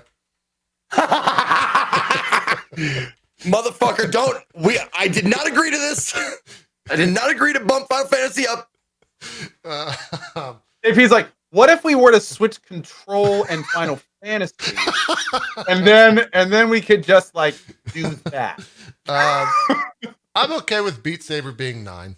I would agree to that. It is the de facto VR game at this point in time. That might change next year with Alex coming out, but it defines a platform. And so I think that is worthy of being on a list in whatever place it is. And so I'm okay with that being 9. We in agreement? Beat Saber 9? Yep. Yeah. Okay. Sounds good. And then that means Star Wars is 8. And then I'm going to have to renumber all this shit. And there we go. Hey, Barry, next year we need some kind of custom system for this. Yeah, they didn't know that we were drag gonna and do this. drop, like Yeah, the yeah. whole 9 yards. Yeah. They weren't aware that this was going to happen. So this is what we came up with. Okay. What about Outer Wilds? Is that 6 now? You know, I think where did it land on your list, Cohh? Outer Wilds was 10 for me. It was 10. Okay. So I would be fine with Outer Wilds being Just outside top 5 at 6? Or you want to put it at 5? Yeah, I'd be fine with it at 6. Okay. Consensus wise, I'd be fine with it at 6. Also, we might bump it up to 5 depending on like we What got else? other games to choose from. Yeah, we got some stuff to choose. I let's could see see. Resident Evil 2 being in the top 5. I could say being in top 3. Yeah. I I mean, we Resident Evil 2 was like arguably one of the best remakes in like recent history. Not only was it an excellent successor, but like they changed it with the camera changes and it was still incredibly good. Like as somebody who played both the old and new version, it was an evolution of the game. And that is tough to like pull off properly. So, I mean, it didn't even make my list, but I could definitely see like 3rd, 4th. I mean, it's a I don't know. It's a swan song, not a swan song. That means it's the last. It's making Capcom good again. Like I am interested. Capcom's had a phenomenal year. Yeah, it and Monster Hunter have put Capcom back on the map for me. Yeah. We can maybe how about 4? Okay, and we'll see Then we what can- else we have. we can We get one still big need one 2 for more free. games. Yeah. Yeah. I would put Devil May Cry 5 at 8. Actually, I put it at 9. I put it below Beat Saber. You just want to see JP do all the numbers again. Shut up. No, I mean that's fine. Well, that's gonna happen. That's gonna happen. Anyway. No, gonna I think that's happen, great. I think that's fine. I think, that's actually a good call. Putting it more closer to the bottom, I think would probably be good. You said Yeah. what? Putting it at 8, 9. 9. 9. I think I almost said consensually. Consensually, no. Consensus wise, I think Beat Saber was a more like a more new idea. It kind of like as of now kind of defines a genre, like the VR rhythm game. Yeah. So I think it deserves higher than Devil May Cry 5, which is a continuation of an awesome series and had awesome shit in it, but innovation again. I could see that. Let me get rid of this because we have Resident Evil on there twice. All right, sorry, Zeke. What were you saying? What game was that you were just talking about? I'm having a mental. Devil May Cry 5, Brain lag. DMC 5. And you're saying put that at 9 and pushing everything I'm- down. Yep. I can see it. I mean, Devil May Cry 5 was well made. It was bug free. It was super good for a Devil May Cry. Like it had Entertaining. characters. I mean, it was a really solid title, man. So then Really solid title. what's 3? Do we push Resident Evil up and then everything goes down and we put Metro Exodus at 10? I mean, if you enjoy, fucking mug. how about in the 9? cameras. I think Exodus would probably be good 9. No! The only reason I haven't brought up Metro Exodus is because like I know it's completely outside of Zeke's normal zone. So like it, like yeah, it was my game of the year. I just didn't play it at all. But I mean, you don't normally really play those games anyway. So it I wasn't gonna try to get it in there. I mean, it should be number 1 on this list, obviously. But it's. Let me put Devil May Cry 5 in there at 5 so we can get the full picture. I lost my mouse. Where's my mouse? There it is. You mean 9? Yeah, 9. What did I say? 5? Sorry. Yeah. All right. Here's some rearranging.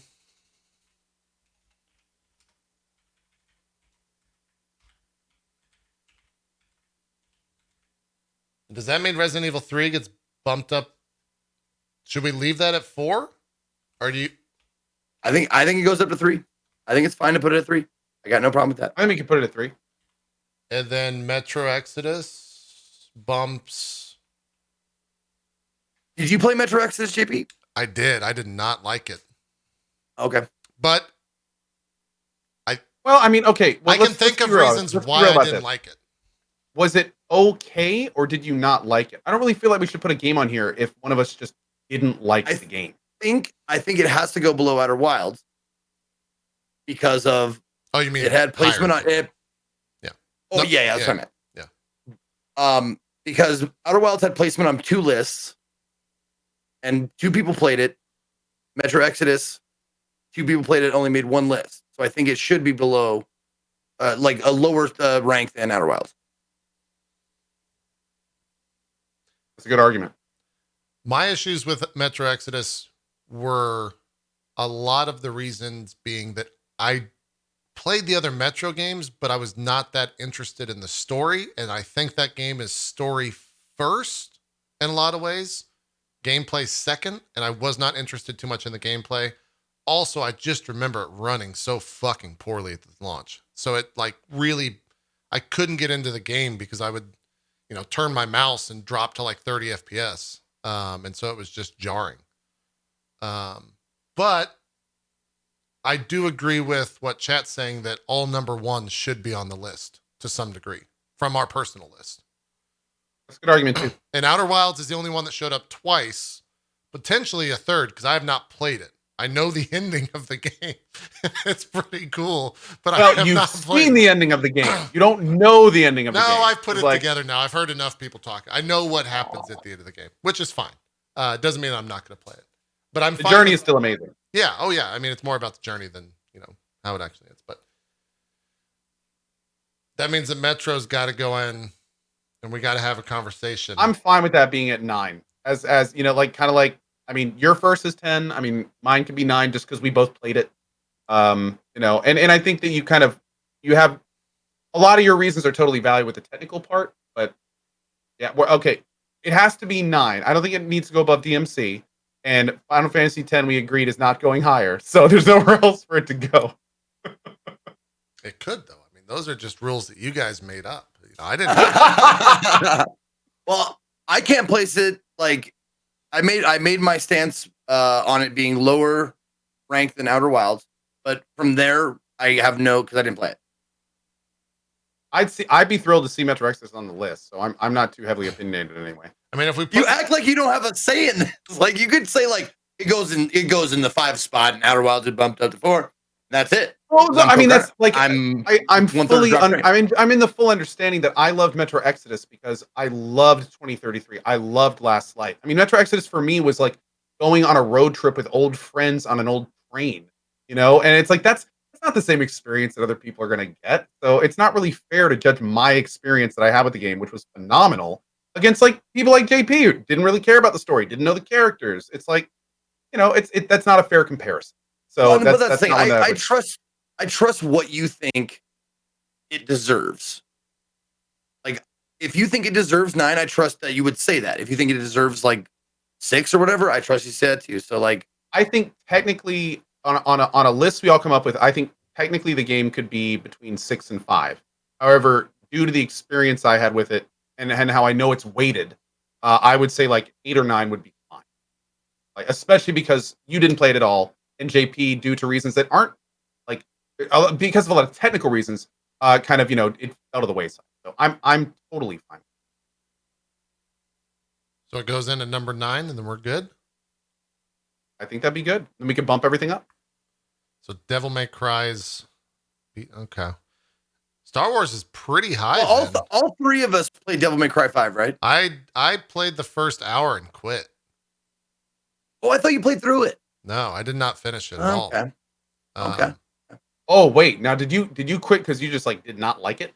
I quit because I wasn't in the frame of mind to play a metal smash up type game. But I put Metro above Devil May Cry 5 then. Let's do it.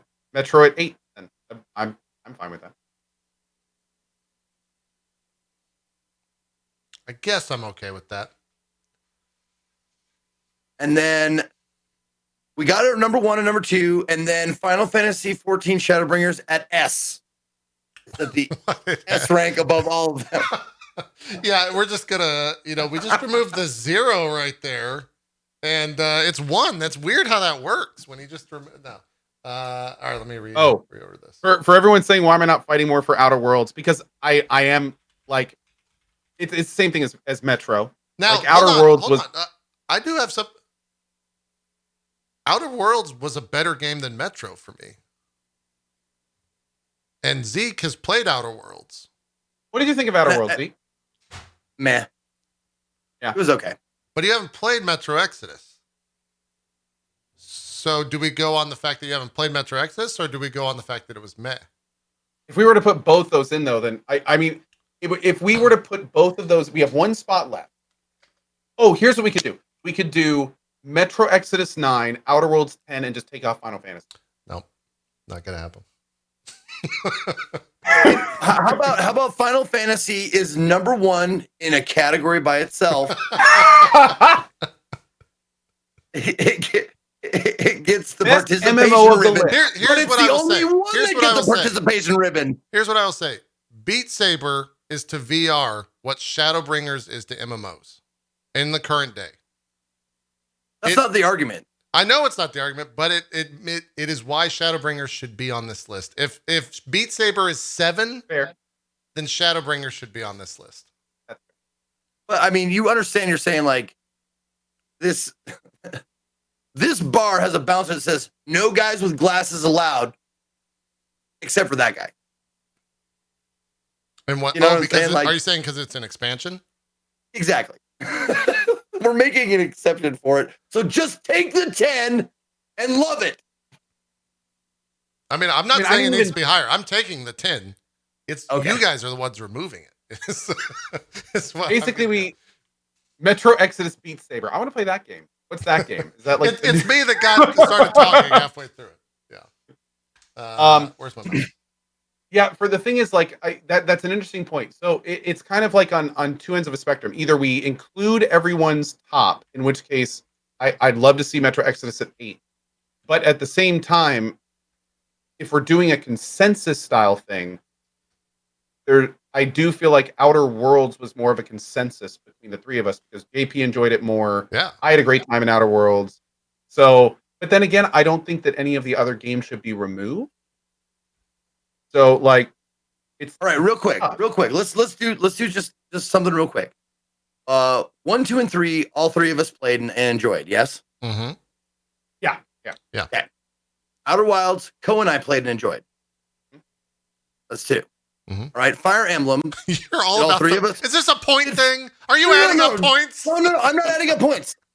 I mean, unless you count ones and zeros. Those are points. Those are points. Listen, Fire Emblem 3 Houses. All three of us played it, right? Yes. Yeah. All three of us enjoyed it. Yes. It should be above Outer Wilds because it has 3 enjoys. I'm okay with that. I didn't play Outer Wilds. I have no. But then, are we going to do the same thing for Star Wars? Does that get bumped up above? That's why it's so high already. Well, the thing is, it made all like, 3 of our lists. All of us enjoyed it. I don't know if I'd put Star Wars above Outer Wilds.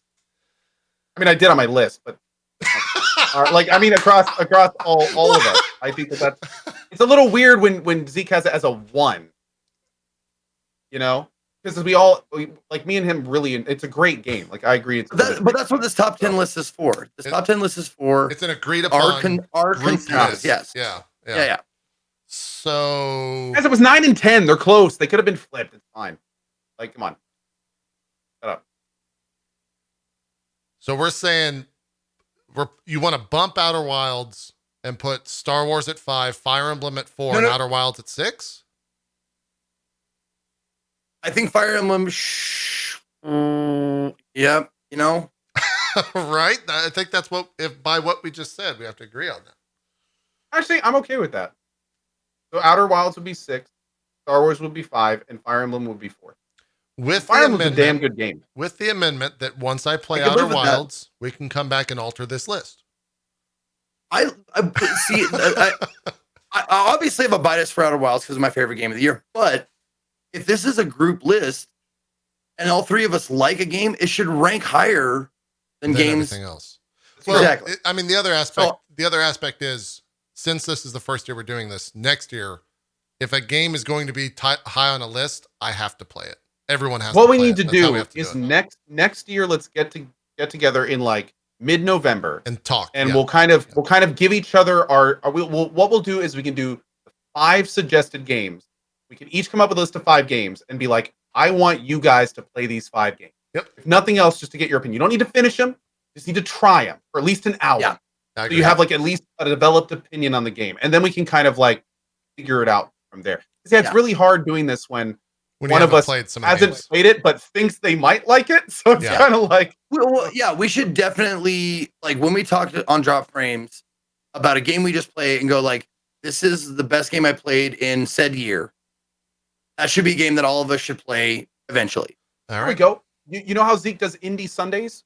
Me and JP can, and Zeke too, we can have like a DF Sunday where we just have a list of games to try that the other 2 hosts suggest. And we can do like 1 or 2 of those Sundays as we move into December. So we've all at least tried all of the games.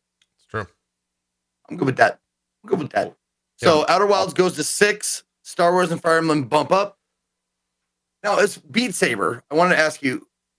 It might be higher than 7. Have all 3 of us played Beat Saber and enjoyed it? Yeah, and it's fucking awesome. Beat Saber's phenomenal, dude. It's amazing. I was playing Beat Saber last week.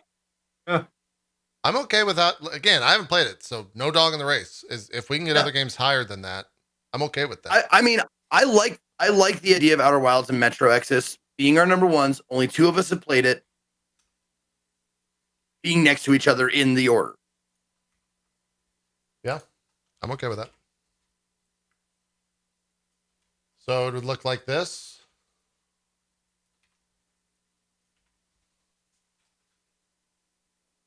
How do we feel about that? Yep. Well, we got to pick one. I'm pretty good about that list. But yeah, I like the way it is. I do. And it's because it's a 3-person consensus of games we've most like. The higher the list, all of us have played it and enjoyed it. We got one last thing to talk about though. Okay. 1 and 2. I was thinking about 1 and 2. Yeah, like that's a coin toss. Oh, I thought you were gonna say like, what are we gonna put in place of Final Fantasy, the placeholder for 10? No, that's not a holder, right? 10 to 10. That's a demand. That's different. We'll talk about that when we get to the end of the discussion. But yeah, so I don't know how you decide. I mean, they're amazing, but they're amazing for different reasons. I think Zeke had a really good point about the innovation. I think because like Sekiro is a really incredible game, but at the same time, it is an iteration of something that's been done like 15 times before. I mean, if there was no, let's put it this way, if there was no parry system in Sekiro, then it would essentially be Dark Souls in many ways.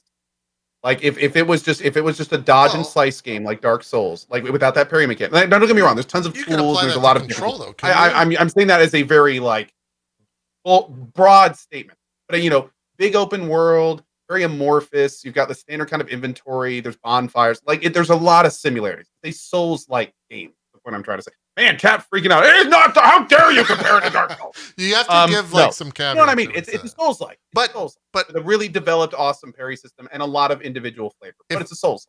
if So- you take away the mood that Control creates, it's just a third person with bad shooting. Well, if you just take away the mood, the story still is, like, in my opinion, it's superior to Sekiro.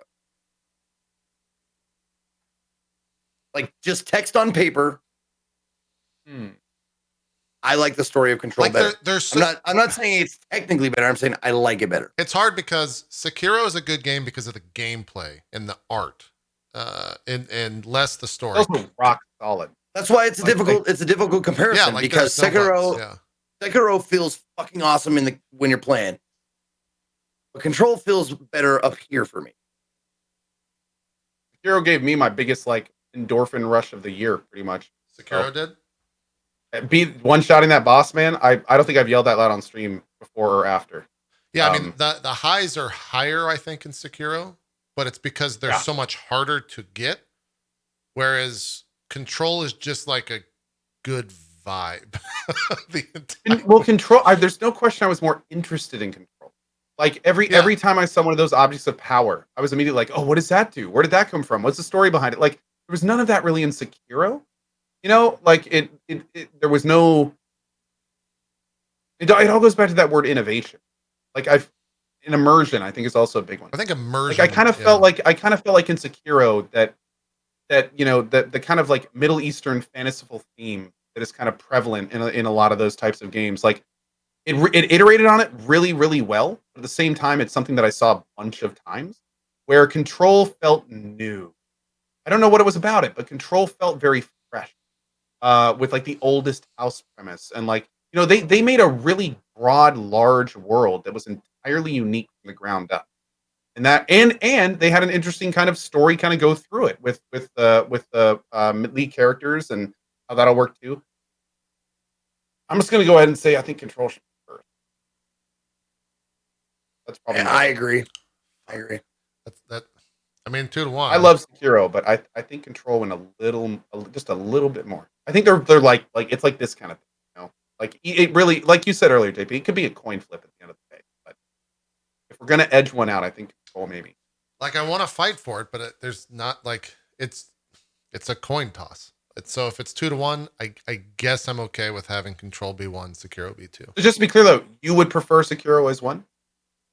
Yeah, but it's. Are you? Yes. Do you want Sekiro as 1, or do you feel they're like even and it could be a coin? I feel like it's even. Control for me the biggest part. Oh, it's actually like 2 votes and a concede. Yeah, like a which like is a fine. present. Which is fine. Like that's totally fine. I think I'm okay with that because Control to me was a game that actually got me to read shit, which is a very weird thing to put in there as like a note or a point of note. Or whatever the fuck it's called. But like, I mean, it shouldn't it be number 1 just because of that? No, in my head, like, yes, that's why it's so high. JP to read. It got me to read shit because it was fucking cool. Like, that's pretty good. But the highs were higher in Sekiro. And the hallway scene, by the way, in Control I thought that was it did not have the same response. But that's neither here. The ashtray room. Yeah, that did not have the same response that it did for everyone else. I think that's a very divisive thing. That's fine. You and Rami can go have a pity party in the corner. No, Rami actually loved that. It's Adam. He hated it. No. Adam. It was Adam. That was right. Yeah. That's right. It was Adam. Yeah. Of course, it was Adam. Yeah. I guess I'm okay with Control. Adam Coble, by the way, if you don't know. What Adam Coble. Yeah. All right. Control 1, Sekiro 2. I think so. And just suffice it to say that either one would be a great number 1 pick. But in mine and Cohh's opinion, I believe Control edges out Sekiro. Just memorable and innovation. Innovation is what I struggle with, I think. I don't know if Control was innovative. I think it did things very, very fucking well. But innovative, I don't know if what was innovative. I'm talking about innovative, like storytelling, environments, how they would change, how the game just looked. Like with the graphics and stuff like that. That counts towards game of the year. It's how the graphics. I think it was fucking fantastic. Like we both said, had the best art style. It definitely did. Yeah. Some of the level design was just like completely next level. Well, and like to steal it had mystery and intrigue. To steal from someone else, like the way that they did the levels in that game without having a like complicated map, there was just signs that you would follow.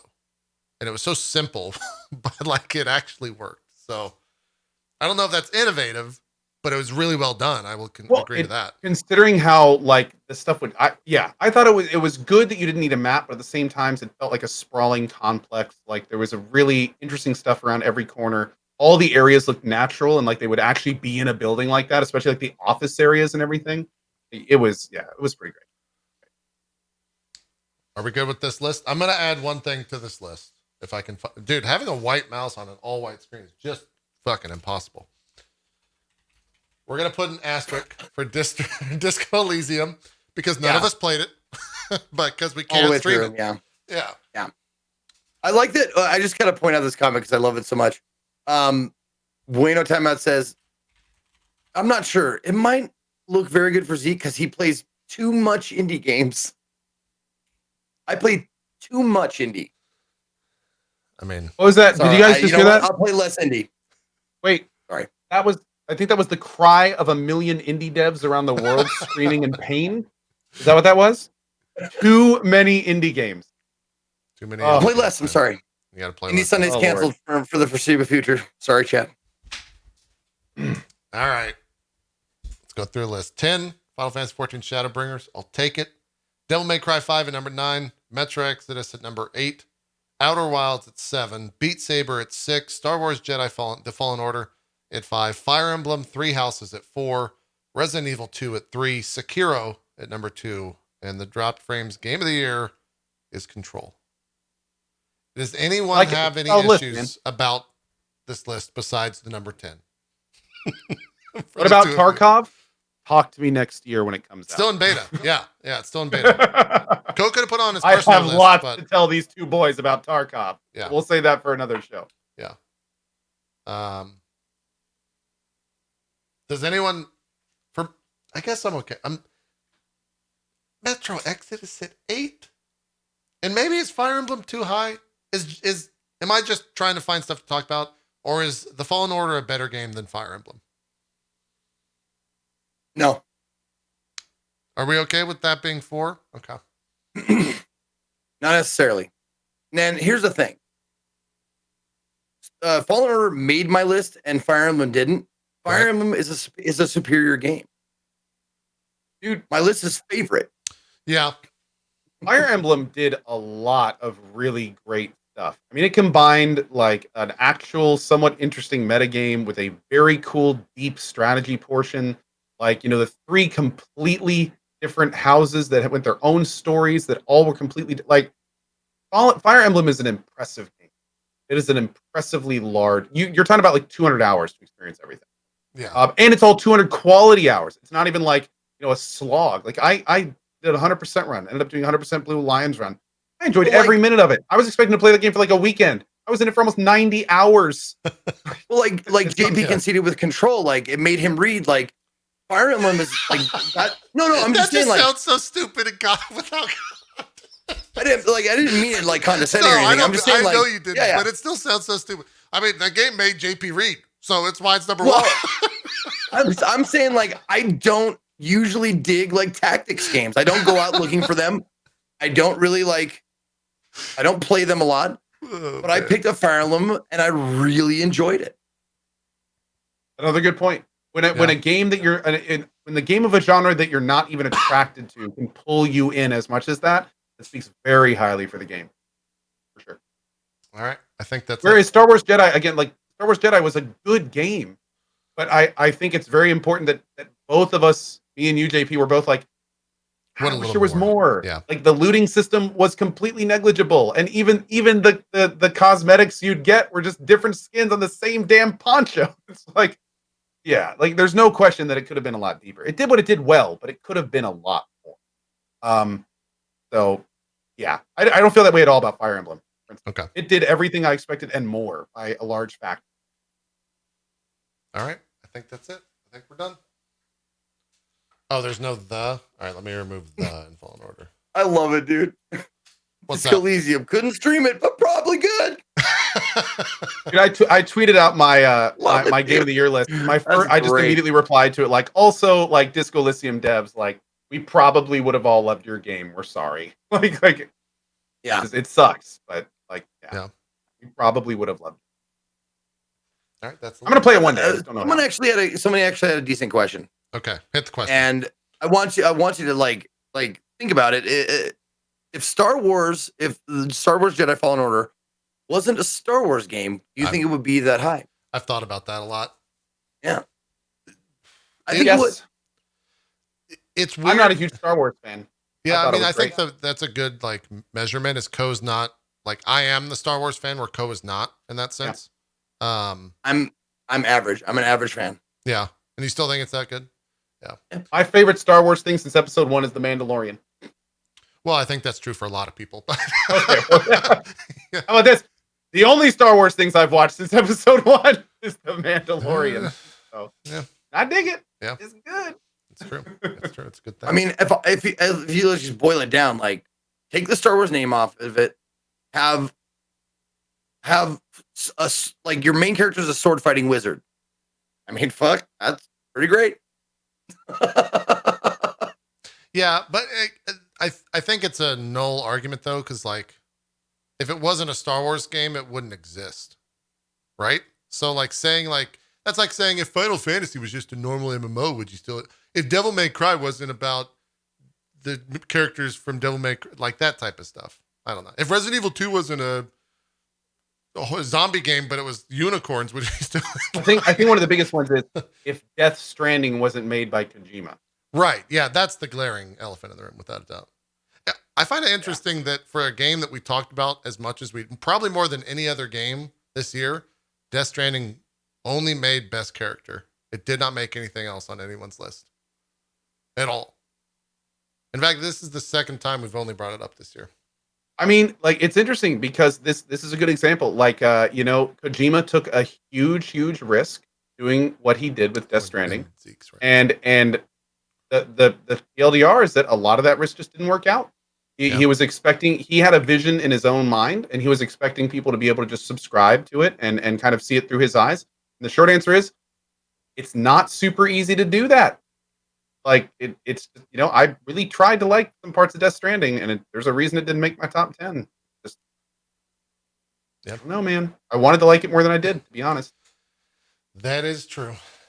Yeah, I think that is the show. I think we're good. Cool. A lot of people were asking about the fan vote. We're not going to reveal it here, only because we wanted to be able to promote it to the most amount of people possible, and that's not going to be doable via Twitter or anything like that. So if you want to vote... Did you already set it up? Or yeah. If you want to vote, it's okay. itme.jp/GOTY 2019. I think it has most, if not all... Some of the categories are a little bit hard to do, like a big fan vote, like best character, without having a number of choices already put in there. It's hard. Can you say that URL one more time? Yeah, it should be. I think your bot might have been spamming it because I gave it to Barry. But it's good. Okay, we're good. JP/GOTY 20. Barry beat me to it. Yeah. I was going to spam it. Yeah. And we'll leave that up probably for maybe a week, maybe one more show of promoting it and blasting it on social media. Then we'll kind of reveal that stuff once everyone gets to vote. So if you want to go vote for your own stuff, I'm sure Disco Elysium will probably pop up on that list. Please go do so. But I think we're good. I think that's the list. Also, to the two of you, don't tweet this list out because it might be spoilers for some people. I'm sure they want to see the discussion in real time. But personal list, whatever, that's your list. And 4. We'll show these personal lists just real quick so everyone can see that. And that's the show. Are we all good? Are we all here next week? Are we back to normal for shows? Yeah. Yeah. In fact, I was gonna suggest, like, it's been kind of amazing over the last week to see this microcosm of EFT blowing up. I actually just put this in the Discord. Maybe cool to get Sacriel on, who has like hundreds to thousands of hours in that game, so we can talk about EFT and its rise and why there's 175,000 people watching it and all that. Well, that's because of Twitch drops. in my opinion. That's true, but it's the game. The game has gotten stupid hyped over the last like 2 weeks for some good reasons that I'd love to talk about next week. But yeah, I would love to it'd be hear fun. a deep dive on Tarkov. Well, it's funny thing is the last time we had Sakura on, I think we did just that. And it was pretty early in development of that game. But we talked about it for a good hour or so. it actually was, because I remember asking him, "Do you recommend it?" And he was like, "I don't know if it's like ready now and stuff like that." I bet you would be a different discussion. Oh, I'm sure. Check back in. Yeah, it'd be fun to check back in. Also, a lot of people are asking about Game of the Decade show. We're gonna wait till the start of really the end of the start in next year. We have a year more for that to go. So that'll be next year or sometime between now and then. It just depends. By the way, just to be clear, I actually tweeted out my top 10. Is that okay? Oh yeah, that's fine. Okay. You just not the DF top 10. Yeah. But yeah, we might do one. That's hard. Doing a top 10 games of the decade is fucking difficult. Oh God. Yeah. Dude, a top 10 of a year is like, took me almost took me a couple hours like to go. Oh man, that would be tough. Yeah. Well, I mean, all you really have to do is go through your previous top 10s, look at the number ones and go like, did the number one from this year beat like all the 2 through 9 of every other year? Then, add Did that. you do a game of the year list though, all the way back to 2010? My first top 10s were on this show. Yeah, same. I never bother ranked. I would really? say like my favorite game of the year was, but it was never anything like numbered or official. I've been doing top 10 since like 89. Since your mama was in diapers. Do you have like a journal or something where you just write it? I do. Oh, okay. All right. I'm kidding. I don't. Well, I gotta get back to the PoE grind. So let's do some shout outs. Call it a show. I saw him scratching during the show. It's like, maybe Cohh's right. We should just cut it off. Like hard and free and out. Should PoE be on the list? Where would it like 4? Would we cut the Metro Exodus out and just put PoE? Okay, let's move on. Let's do some shout outs before I. Let's make two categories. Two extra categories. It can be number 1 in each of them. Oh, it could be 0, maybe. What is 0? I'm doing Because it it. transcends the list. 0. There you go. Perfect. There you go. Okay, that works. All right, everyone's I'm in fine with this. agreement. There we go. Good. Let's do some shout outs. Zeke, start us off, please. Oh, what's up, everybody? Thank you guys for watching this Drop Frames end of the year show. Happy New Year to everybody. Hope your New Year, hope 2020 goes better than 2019 did. Even if your 2019 went really good, I hope it goes really gooder. You can find me at /Ezekiel_III on Twitch, Twitter, and YouTube if you want to follow, and subscribe any of those. Thank you to Cohh and JP for being the best co-hosts ever in the world that a guy could hope for. If you want to catch me, I'm thinking I'm going to be broadcasting in about an hour, and I'm going to be starting a game that people have said like, oh, you played Little Misfortune. You haven't played Frames GOY yet? I'm going to start Frames GOY. I'm going to check it out. Going to be playing that today, maybe finishing it up tomorrow. So that's in an hour. I'm going to get some lunch. We'll start in an hour, play some Frames GOY, and then tomorrow at noon, we'll continue it, probably finish it because it's a relatively short game. And then maybe we'll do some gambling after that tomorrow because I'm going on vacation for 4 days after that. So thank you for watching. Awesome stuff. Have a good vacation. Cohh, some shout outs. Hi, everybody. My name is CohhCarnage. I stream every day at 8 a.m. ET. Hope you guys enjoyed our Game of the Year show. As always, big thank you to JP and Zeke, as they like to say, and as I like to echo, the best co-hosts I could ask for our years now running talk show. For me, the next 4 days is going to be a lot of Escape from Tarkov. If you have not heard of this game, I'd love for you to stop by. There's this big Twitch initiative right now, and the game is on sale where there's a Twitch drop thing going on. You can make tons of money. It is probably one of the most immersive games I've played since Stalker. If you're a Stalker fan, you should definitely stop by. Then as we roll into next week, we're going to be bringing in more variety as we kind of go through other games as well. So hope to see you guys then. And as always, thank you guys so much for watching, and we'll see you next week, if not earlier. Awesome stuff. Last but not least, me. That's weird. I started that sentence and then realized I had to introduce myself. That was odd. Hi, we're going to be playing some PoE after this surprise. So if you want to stick around for that, please feel free to do so. If you do want to vote on the Community Game of the Year awards for Drop Frames, you can do so over at itme.jp/GOTY 2019. All one word, no spaces. We'll spam that in the chat. We'll also spam it on Twitter. And maybe next week, if not the week after, we will reveal all that. The show should start going back to normal as 2020 has begun. So we'll see you guys next Wednesday at 1 p.m. Eastern for another show. It's going to be a weird year. There's a lot of fucking crazy games coming out. Are you guys playing Iceborne in like 9 days or 8 days? Not sure what my plans are yet. Did you finish? You have to finish the first game. Go. Did you do that on PC? That's what I've heard. Actually, a viewer messaged me and was like, you need to be aware. You've got like 6 hours of stuff to get through before you get that. So we'll see. I skipped Iceborne on console specifically to play it on PC. So yeah, I think I will. I'm still figuring out what I'm going to do. Everyone said it's better than the base game, which kind of like that was one of my favorite games. So I also have a couple hours as well. So if you want to try to sync up and do those mobs together, we can. I think I'm on like the finals 3 set, if you remember that at all. I think I'm on like the Ancients, whatever that means. Like I think we might be on the same Testarossa or whatever. Yeah, okay. Yeah, we're on the same shit. Okay. Yeah, we'll sync up. Maybe me on Discord, man. Yeah, for sure. Yeah. Cool. That's it. Thanks everyone so much for watching. We'll get the VOD posted up tomorrow, and we will see you guys on Wednesday next week for more, probably with Chris, aka Sacro. Although he's got have you guys seen his goatee? Like, what the fuck is he doing? Have you seen this? He don't give him shit about that, man. He had to wait so long. He grew he's been growing it since like he was 3 15. years in the making. Like, is he trying to go to Comic-Con as a Doctor Strange cosplayer? Like, why the fuck is he growing this shit? Little known fact, actually, it's actually, if you look closely, it's small vines. He had to plant seeds. He waters it daily and fertilizes down here too. It's pretty impressive, really though, how it looks about natural.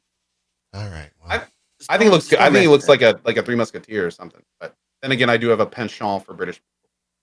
I mean, if he had like a really bad toupee, would you mention that? Like, that's kind of the same thing. I mean, as his friend, yeah, I probably would. I'd probably mention it that you need a better toupee. Dude, just go bald. The rug's got to go. You look fine bald. Yeah. We'll have a conversation with him next week and probably talk about that Tarkov game. So we'll see you at Wednesday, 1 p.m. Eastern. Have a good one. We're out. Bye-bye.